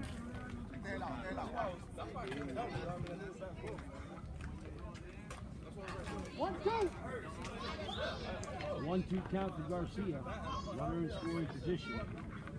Very interesting to see what Ibar's does in this situation. And Wilmoth, not exactly the fastest runner, so what will really be interesting is if Garcia gets a base hit here, if third base coach Yusbel Ortega sends him. And that ball's popped out of play. Count remains 1-2. 1-2. One out. We just have a beautiful day here at Archbishop Coleman Carroll. Great, great day for baseball.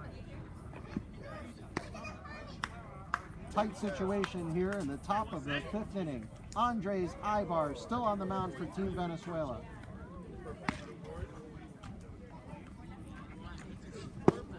Change up, swung through by Garcia, and that will be the second out of the inning as Garcia strikes out.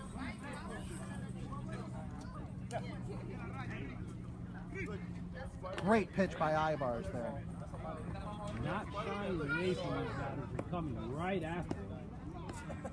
That's the type of pitcher Ibars is. Yeah, and a great call there by catcher Julio Michioni to go for the changeup. Garcia looking dead red fastball on that one. Fastball left up high for ball 1 to Anthony Rodriguez.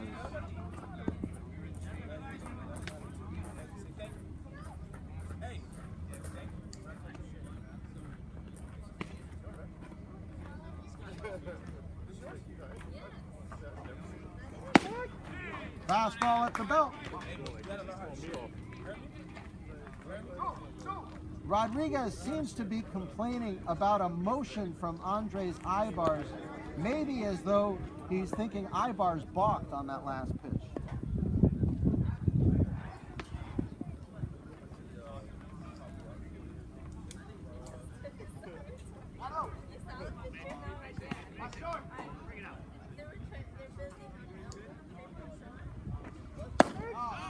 Oh, wow.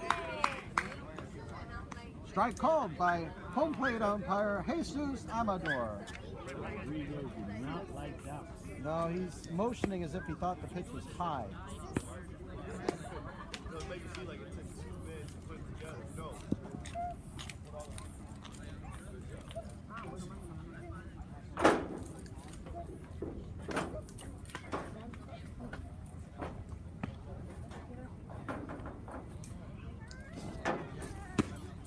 Changeup swung through by Rodriguez, and that will end the inning for the West Kendall Nationals.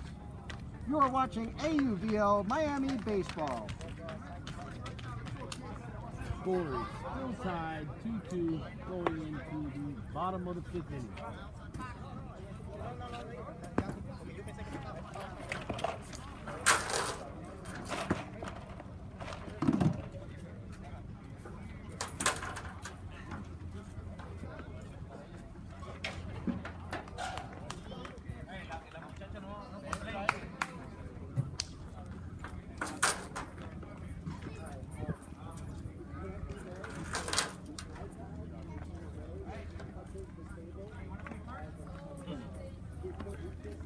Coming up in the bottom half of the 5th inning for Venezuela, number 13, Edgar Paredes, number 5, Christian Acuña, and number 58, Jesus Diaz.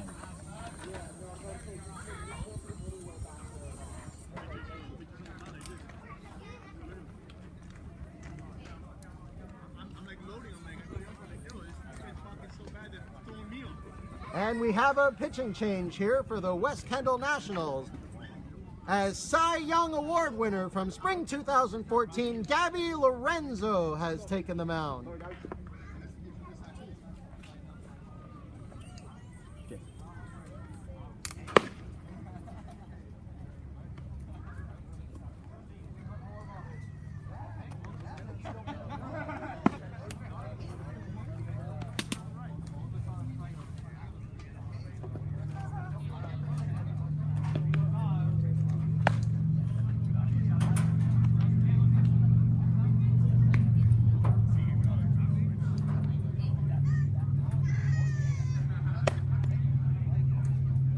Last season, Gabby Lorenzo pitched in 9 games. He pitched 38 innings and only gave up 2 earned runs. Unheard of in semi-pro baseball.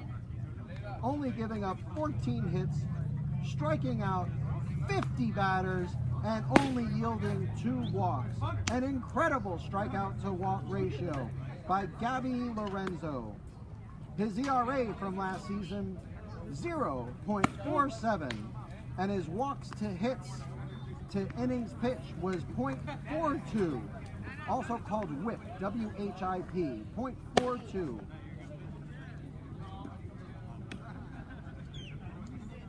Gabby Lorenzo received his Cy Young Award before this game in a trophy presentation.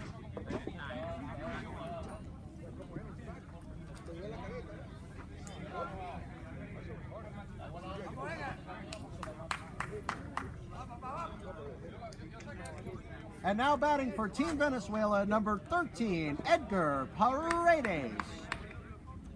Edgar walked in his first at-bat today.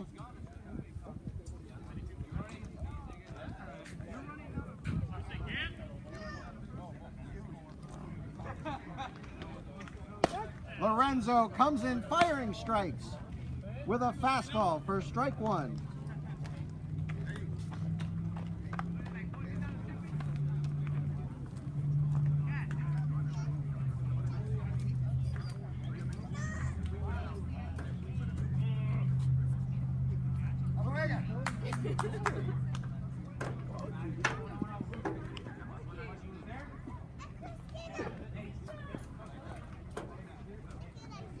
Curveball from Lorenzo, just low.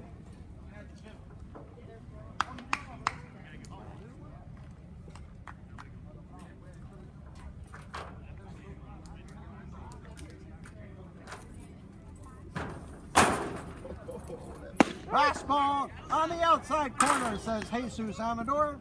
Count is now 1-2.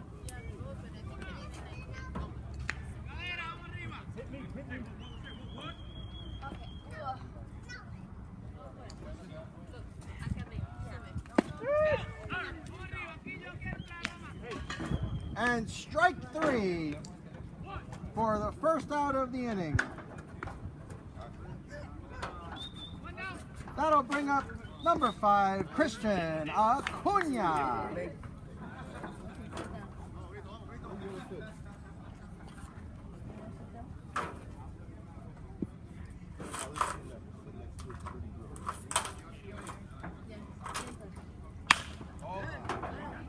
Ball is hit to left field, and that's a base hit for Acuna, who gets a 1-out hit here in the bottom of the 5th inning.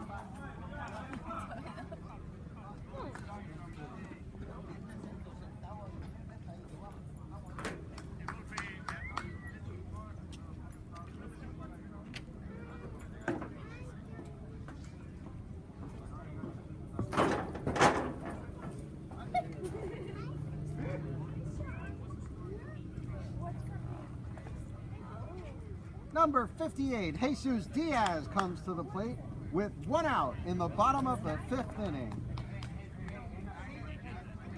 Acuna leads off first.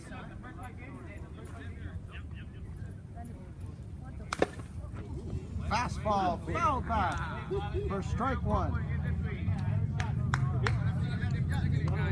Seemed to catch home plate umpire Jesus Amador.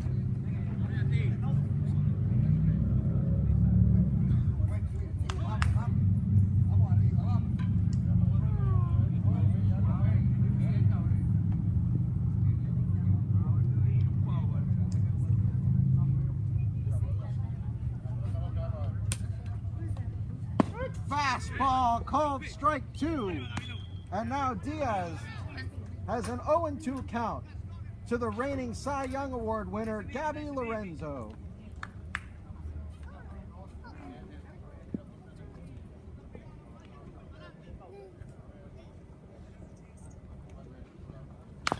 Curveball would have been strike 3. Good thing Jesus Diaz swung at that one.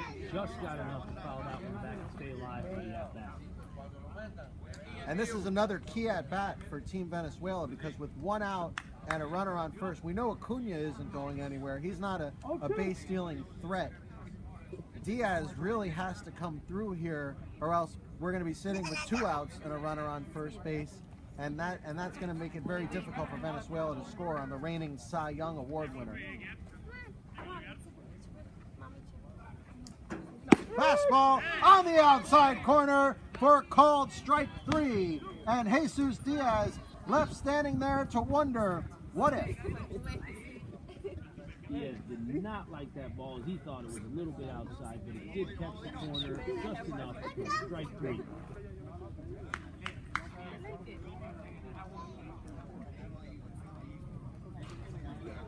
That was a big punch out for Gabby Lorenzo.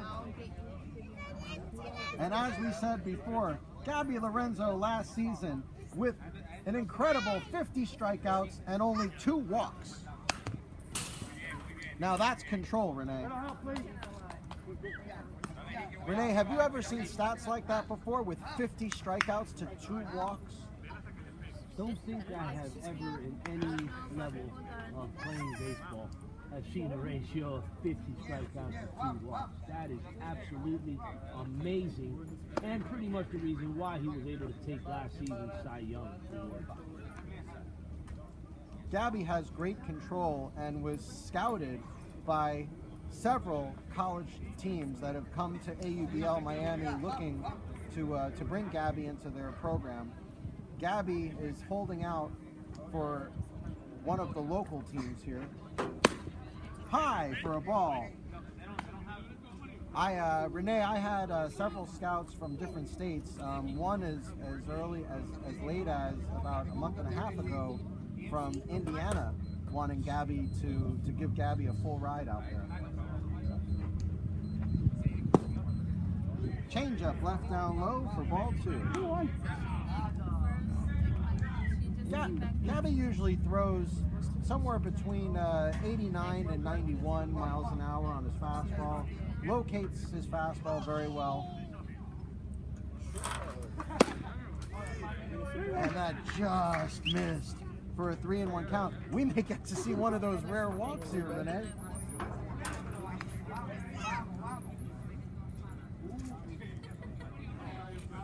At bat, Donato Calandriello for Team Venezuela.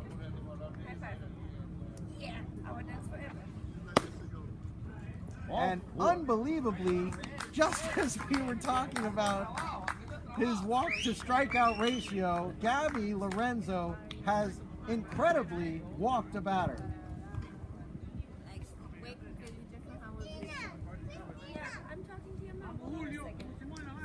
Which ordinarily wouldn't be much of an event, but in the case of Gabby Lorenzo, doesn't happen all that often.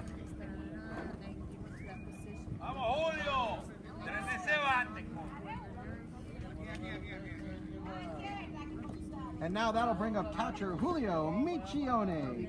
Julio struck out in the 3rd inning. Michione known more for his defensive skills. Yeah, and he does receive the ball very well behind home plate.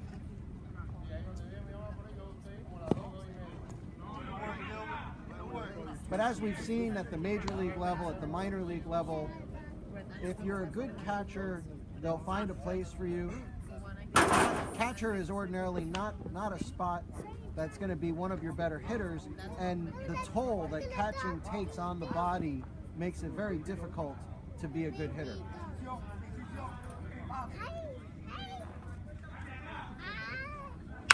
Curveball pounded into the ground. Tony Cash, nice and easy over to second base Paredes, and that will end the inning. No runs on 1 hit.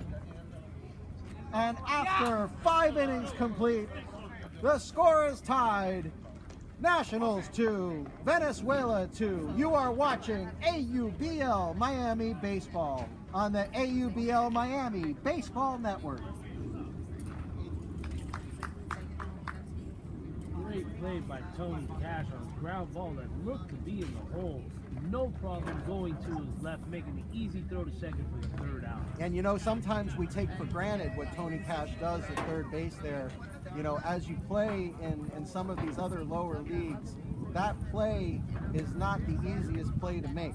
But when you have Tony Cash playing third base, you almost take it for granted that he's going to make those more difficult plays over there. Definitely has not had a problem making those plays today. Very timely. With Venezuela threatening 2 runners on, Lorenzo had no trouble getting the catcher to ground out.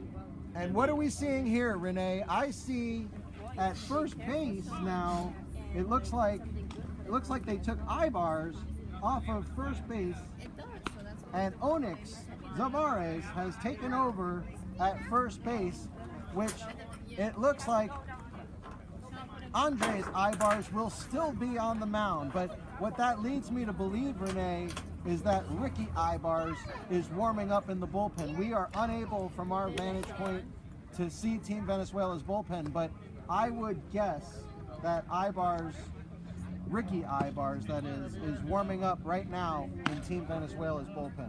Very good indication, very good observation there, Jay. Putting Onyx at first base definitely leaves Ibarez open to warm up just in case Andres gets into any trouble in this top of the 6th inning. And you know, with Andres Ibars pitching as well as he has, it makes you wonder if your manager Jose Betancourt for Team Venezuela, at what point do you bring in Ricky Ibars? If Andres keeps throwing up zeros, do you take him out? At this point, I like the way Andres is throwing. I keep him in. Of course, all depends on what these first couple batters do here. Due up now is the bottom of the order for the Nationals. You have Angel Rodriguez, who struck out twice already, and second baseman Andres Paredes, who struck out and hit a single.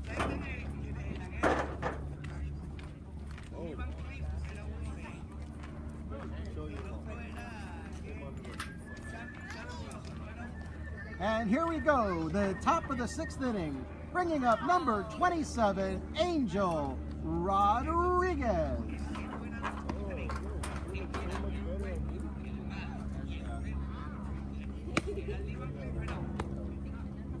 Fastball outside for ball 1. Angel hit 267 last season, but his on-base percentage at 353, he did take a lot of walks last season.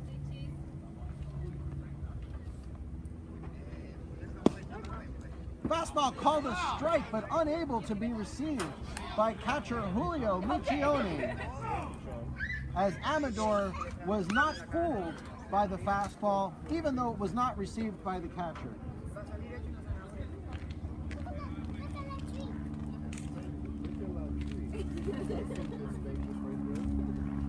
So that brings the count to 1-1 on Angel Rodriguez. Fastball left low. 2-1. Renee, at this point of the game, everything gets magnified. Every base runner, every pitch. Hey, vamos. Right. Oh. Catcher Michioni imploring Ibars, almost yelling at him, "Vamos, vamos, let's go, let's go." Spanish is pretty good there, Jake. Not bad for a Miami Gringo.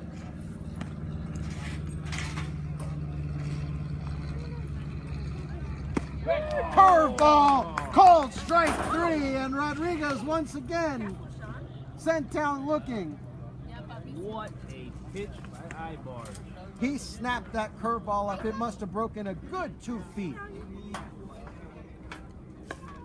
And that'll bring in second baseman number 7, Ruben Paredes.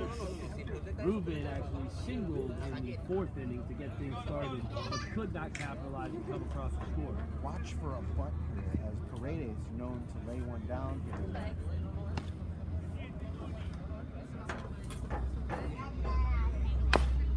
Fastball dribbled in front of home plate, but off Paredes' foot, says home plate umpire Jesus Amador.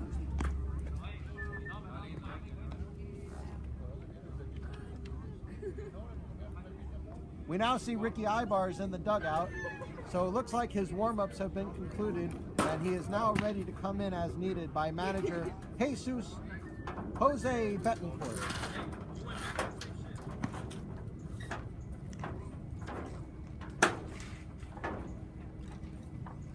Fastball swung and missed by Paredes as that ball was above the letters. Paredes would have been wise to leave that one alone, Renee, as that ball was rising and rising. Very difficult when you see that fastball coming right at the letters and all of a sudden just starts rising on you. Yeah, that thing looks like a watermelon and turns into a golf ball by the time it gets there.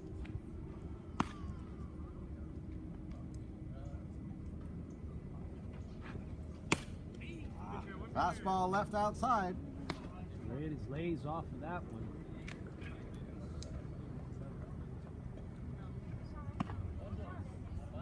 Other than the 3 hit batters, Andres Ibars has actually had very good control today. A couple mistakes to Anthony Rosa for a couple of doubles, but besides that, has complete control on him. Paredes pops it up, way up in the air. First baseman Onyx Suarez on the plate. as Ibars smartly got off of the mound, even though Andres Ibars happens to be one of the best fielders on Team Venezuela.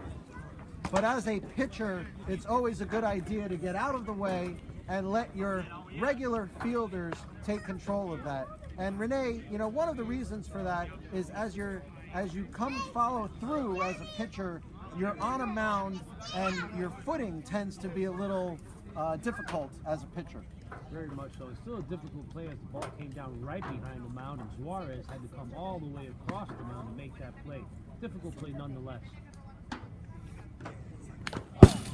Randy Martinez takes a violent swing for strike one.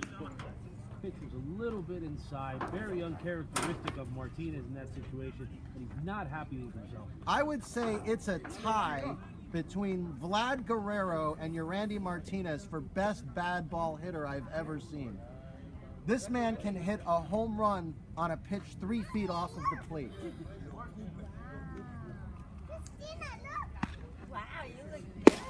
Another violent swing, and Martinez now in the hole 0-2, but let me tell you, this will not deter him from taking a big swing. Usually 0-2, you choke up on the bat, Shorten it up. you shorten your swing, but Martinez, not your prototypical leadoff hitter. 5 home runs last season, league's most valuable player. Curveball, called strike 3, and Martinez can't believe it. Martinez sits at the batter's box with hands on his hip. He's asking home plate umpire Jesus Amador if it's a called strike or if he was called swinging, and Amador confirms it is a called strike 3 and the inning is over. Ibars, again, not shying away from the curveball, throwing it all day, becoming completely dominant after having a bad inning with that pitch in the first inning. He's just gone to that pitch, and it has come through for him time after time. That's a good point, Renee. And now, Andres Ibars, do you take him out? Because he has actually struck out 4 of the last 6 batters he's faced. So it becomes even more interesting now as you begin to wonder his pitch count and what manager Betancourt has in mind for Ibars, as his brother Ricky is now ready to go. Striking out 4 of the last 6 batters, as a manager, I leave him at kid's a horse. He can, and he has been known to throw deep into games without any problems. So it'd be very interesting to see what Betancourt does in this situation. Tied 2-2, I say bring him out. and see what he can do in the 7th inning. Very interesting to see what happens. Other than the first 2 innings, he actually has been very efficient with his pitches. I don't expect Suarez. And now we've got confirmation they will be adding to the lineup number 24, Onyx Suarez.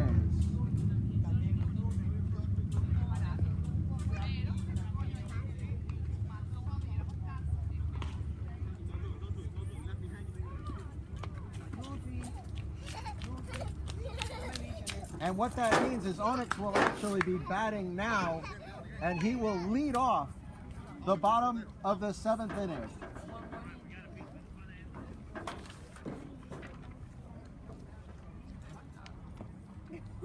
Onyx hitting 190 last season in 12 games,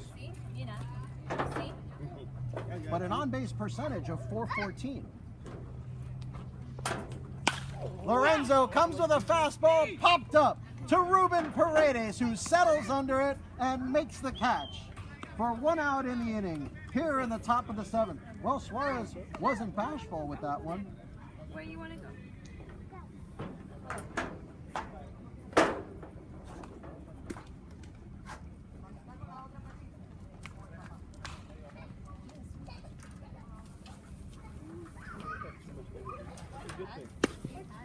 Correction, bottom of the 6th. As we said before, it was the 7th. It's actually the 6th inning right now, as Suarez makes the first out to Ruben Paredes.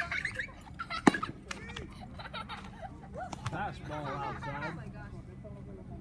Great atmosphere today at Archbishop Carroll. Many families out here with their children. Wonderful, wonderful place to watch a ball game.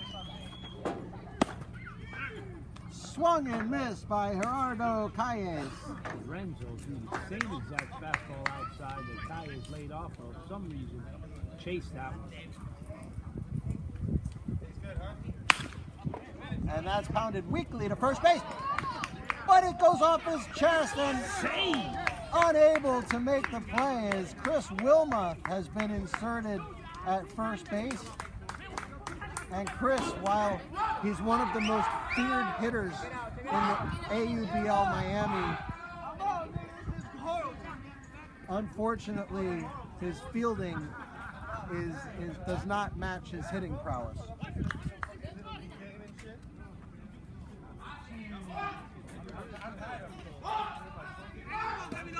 Nationals manager Ortega very upset with that call, letting the umpires know about it. And I believe Ortega has received his first warning of the game.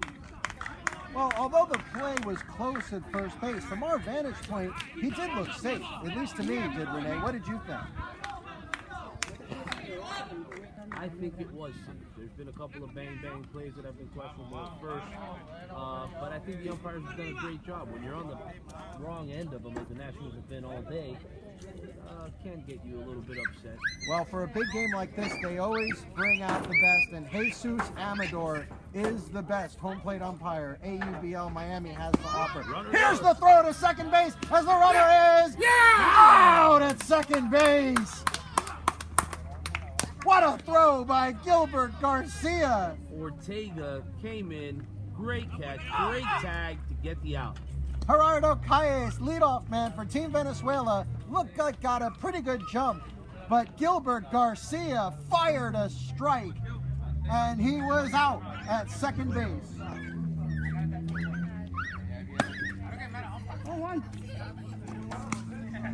And now Leandro Leon steps in with bases empty and 2 outs.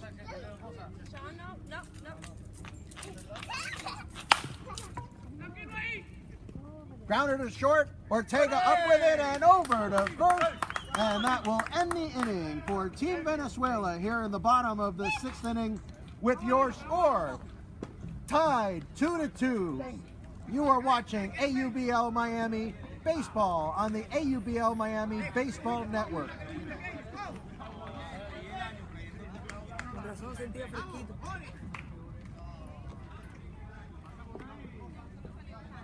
Renee, we're coming into the home stretch innings here as we come into the top of the 7th inning. These are the money innings, and in a game like this, with Team Venezuela and the West Kendall Nationals, these guys have been in these situations, it seems, every single time they get together, which is why today was chosen as the feature game for the league. Team Venezuela is 3-0 and sitting atop AUBL Miami's division, and the West Kendall Nationals are coming off a surprising loss last week to the South Florida Sox, who have had a tremendous season this season as well. Coach Marlon Rodriguez has put together an excellent team with the South Florida Sox. But when you look at these two teams, they have basically stayed together for these last several seasons, and every time they get together, it seems as though the games are extremely entertaining, extremely exciting, and extremely close. Two very, very competitive teams, and both teams, like we said, have two fields, great defenses, great hitting, but most of all, great pitching, and that seems to be the story in this one. After that shaky first inning by Ibars, he has really come to settle into his own, giving up 0 runs in 6 innings after that. The combination of pitchers for the Nationals has also done the same with Lorenzo now, pitching in his 3rd inning. And speaking of combination of pitchers, we still haven't seen Eric Berkowitz as the Nationals closer, who also can really bring it as well. So the Nationals have a triumvirate, if you will, of flamethrowers that they throw at Team Venezuela, whereas Venezuela has ridden their horse, Andres Ibars, and like we saw last inning, Ricky Ibars got up and threw. He's ready to go. Yeah, very interesting here as manager for Team Venezuela sends out Andres Ibars again, has faith in his pitcher. Ibars will be facing Ortega, Boza, and Cash here in the top of the 7th inning. That'll bring up Manager of the Year for Spring 2014, Yusbel Ortega.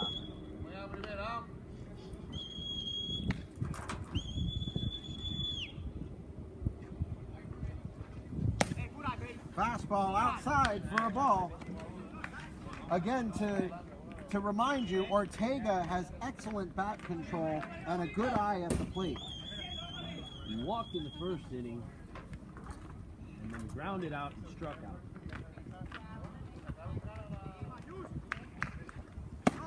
Ball up high, and now it's 2-0. Ortega hit .350 last season with a .441 on-base percentage, and also Ortega did have an inside-the-park home run last season.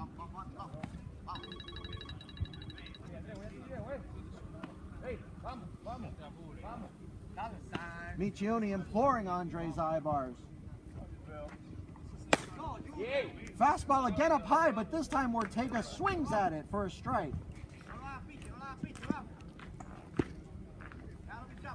Got Ortega to chase on the 2-0 count. Yeah, I'm surprised he swung there, as that would have brought it to 3-0.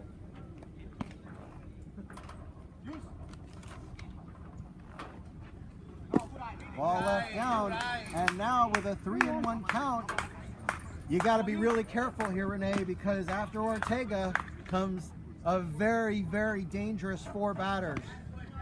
That 3, 4, 5 hitters in this lineup is not something you want to face this late in the game. Fastball swung through by Ortega to bring the count full at 3-2, and it'll be interesting to see here what Ibars throws, because you got to think Ortega's sitting on that fastball, Renee. Ibars is not scared to blow one by.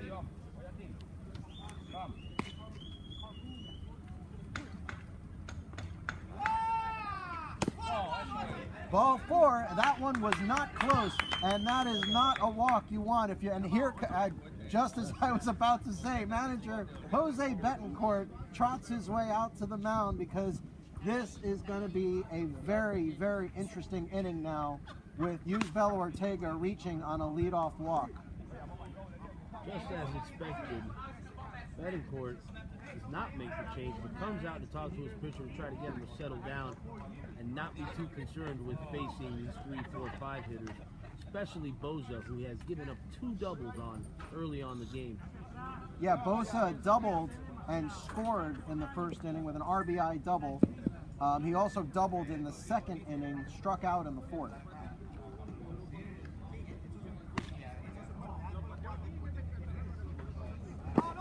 Swing and miss it, and here it gets away from Cacciamaccioni, and Ortega is safe at second base. An ill-advised swing there by Bosa as that ball hardly reaching home plate, but he got away with it as Ortega was able to make it to second base on the ball, getting away from Moccioni, and we are going to look for the official score, and it is in fact a wild pitch.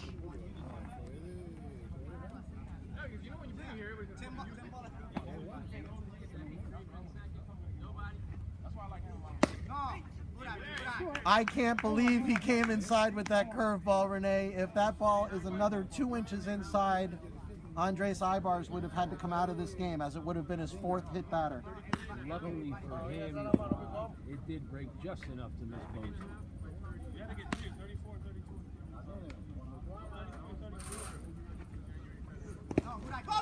And that ball gets away again, and Ortega now gets to third base with no outs.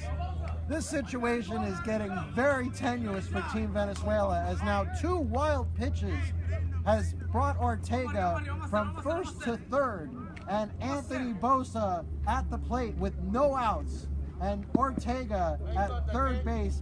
Team Venezuela will bring the infield in. This is getting very exciting, Renee.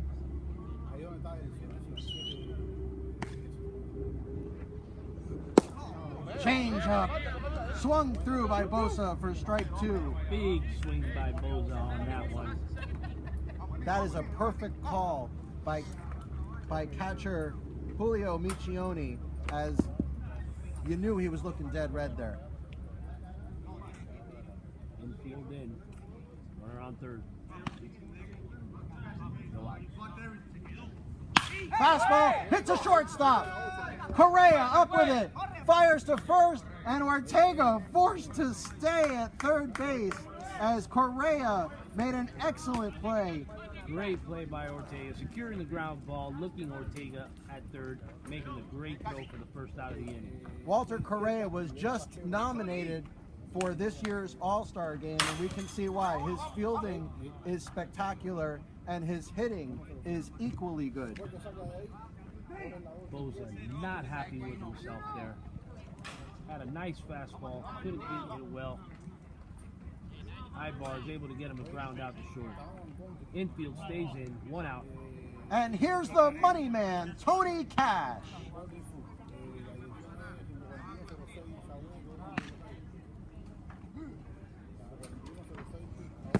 Another changeup for a strike, as Ibar is now going to that changeup repeatedly, trying to use the Nationals' aggressiveness against them. A 2-2 game with a runner on third and 1 out. You can bet every batter up is going to want to go at it aggressive. Will he go to that changeup again, Renee?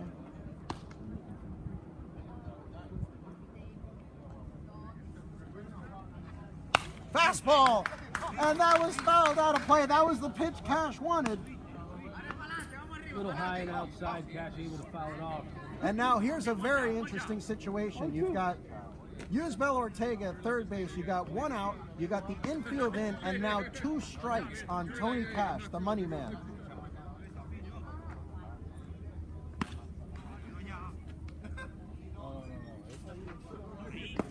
Change up again.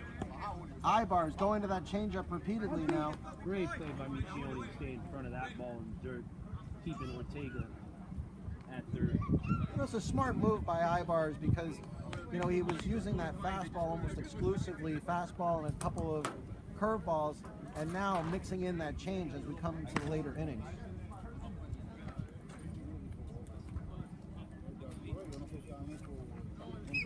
Fastball ripped to left field, and here comes the go-ahead run. Yusbel Ortega will score as the money man, Tony Cash, has put the ball into left field for an RBI hit. Tony Cash took that fastball and ripped it right in between the short and third baseman for a base hit in the RBI.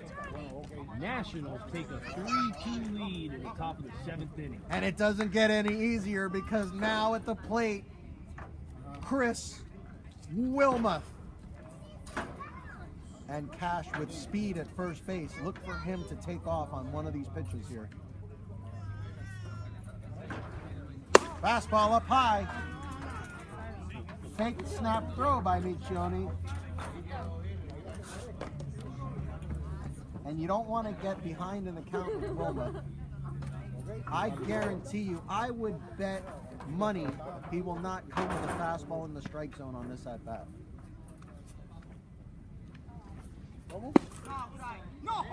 And I would be wrong, as Ibars just put a fastball right over the middle of the plate, and I think Wilmoth is as surprised as I am. I think everybody was surprised on that one. He might have heard you there. Wow, you look comfy.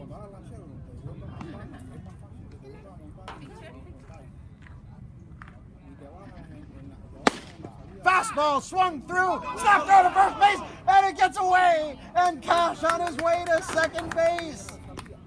Miccioni making a critical mistake, as you do not want to put Tony Cash on second base with only 1 out here in the 7th inning.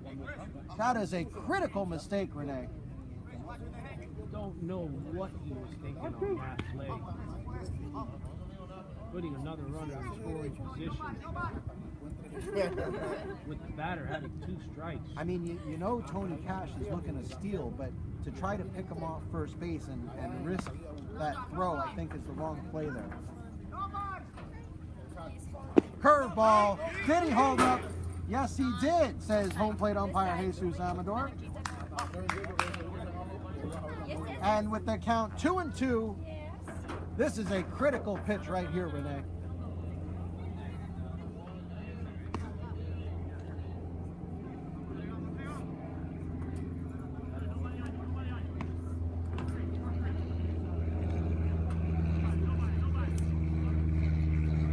Curveball again, but Wilmoth was wise to it as he did not even offer at it this time. And now the count goes to 3-2. Renee, you manage a team in this league. What would you do on this pitch? You got a full count to one of the league's toughest home run hitters with a runner on second base. What do you do here? Do you let him have the walk? I have eyeballs on Fastball down the middle and called strike 3 as Wilmoth never took the bat off his shoulder.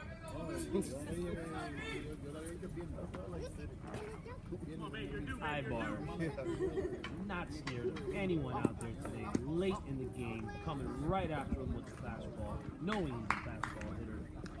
Put it right down Broadway, no swing, second out of the inning. That took an extreme amount of courage to throw that pitch in that count there.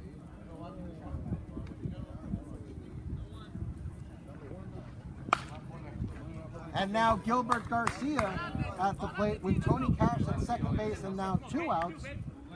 Garcia looking to cash in. No pun intended.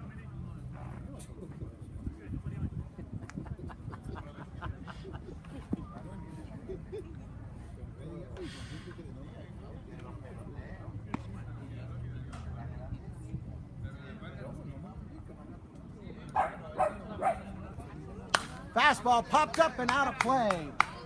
Garcia hitless today. He was hit by a pitch in the first inning. Popped it up to second base. Struck out in the top of the 5th. This is a critical at-bat here for the Nationals, as with Tony Cash with speed at second base, any hit that goes into the outfield, you know Cash is going to be looking to score. Manager Ortega at third base will be waving him around if that ball gets through the infield.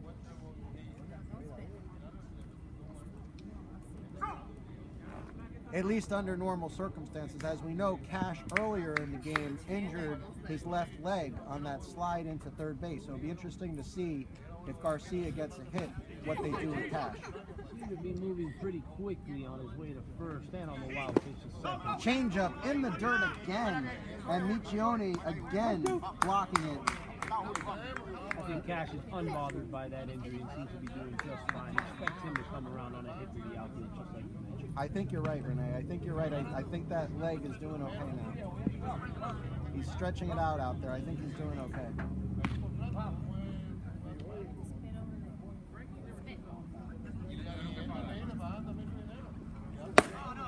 Garcia left that one up high, and the count evens out at 2-2 with 2 outs here in the top of the 7th inning.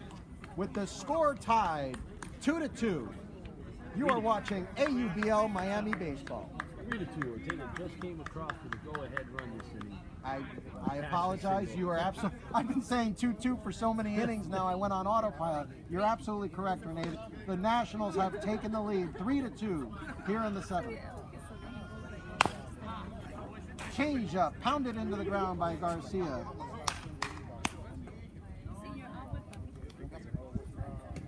If you're just joining us, Yusbel Ortega this inning drew a walk to start the inning. Anthony Bosa grounded out to short after a wild pitch had put Ortega on second. Tony Cash then came up with a major RBI hit to put the Nationals ahead 3-2.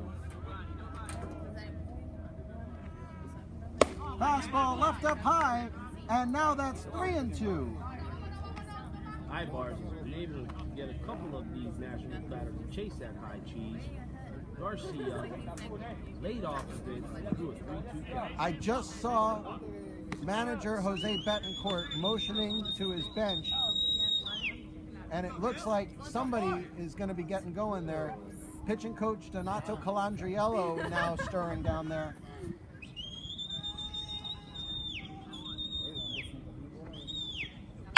Garcia nubs one to first base, but just foul.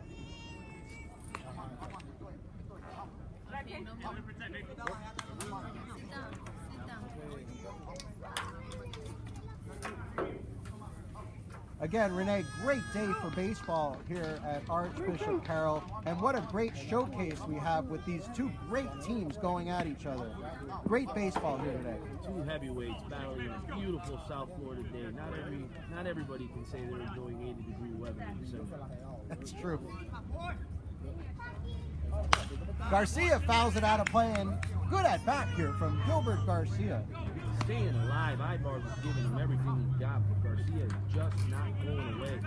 Fouling off the 4th pitch of this at bat. And like you said, you know, not everybody able to enjoy beautiful 80-degree weather this time of year. We have a lot of listeners from the Midwest and the Northeast watching today, and I'm sure they're watching with the heat on in their houses.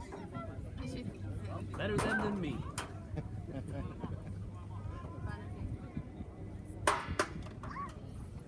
There's the payoff pitch. Garcia grounds it to second base. There's the play by Paredes over to first base, and that will end the inning. Wow, what a tough play there, Onyx Suarez.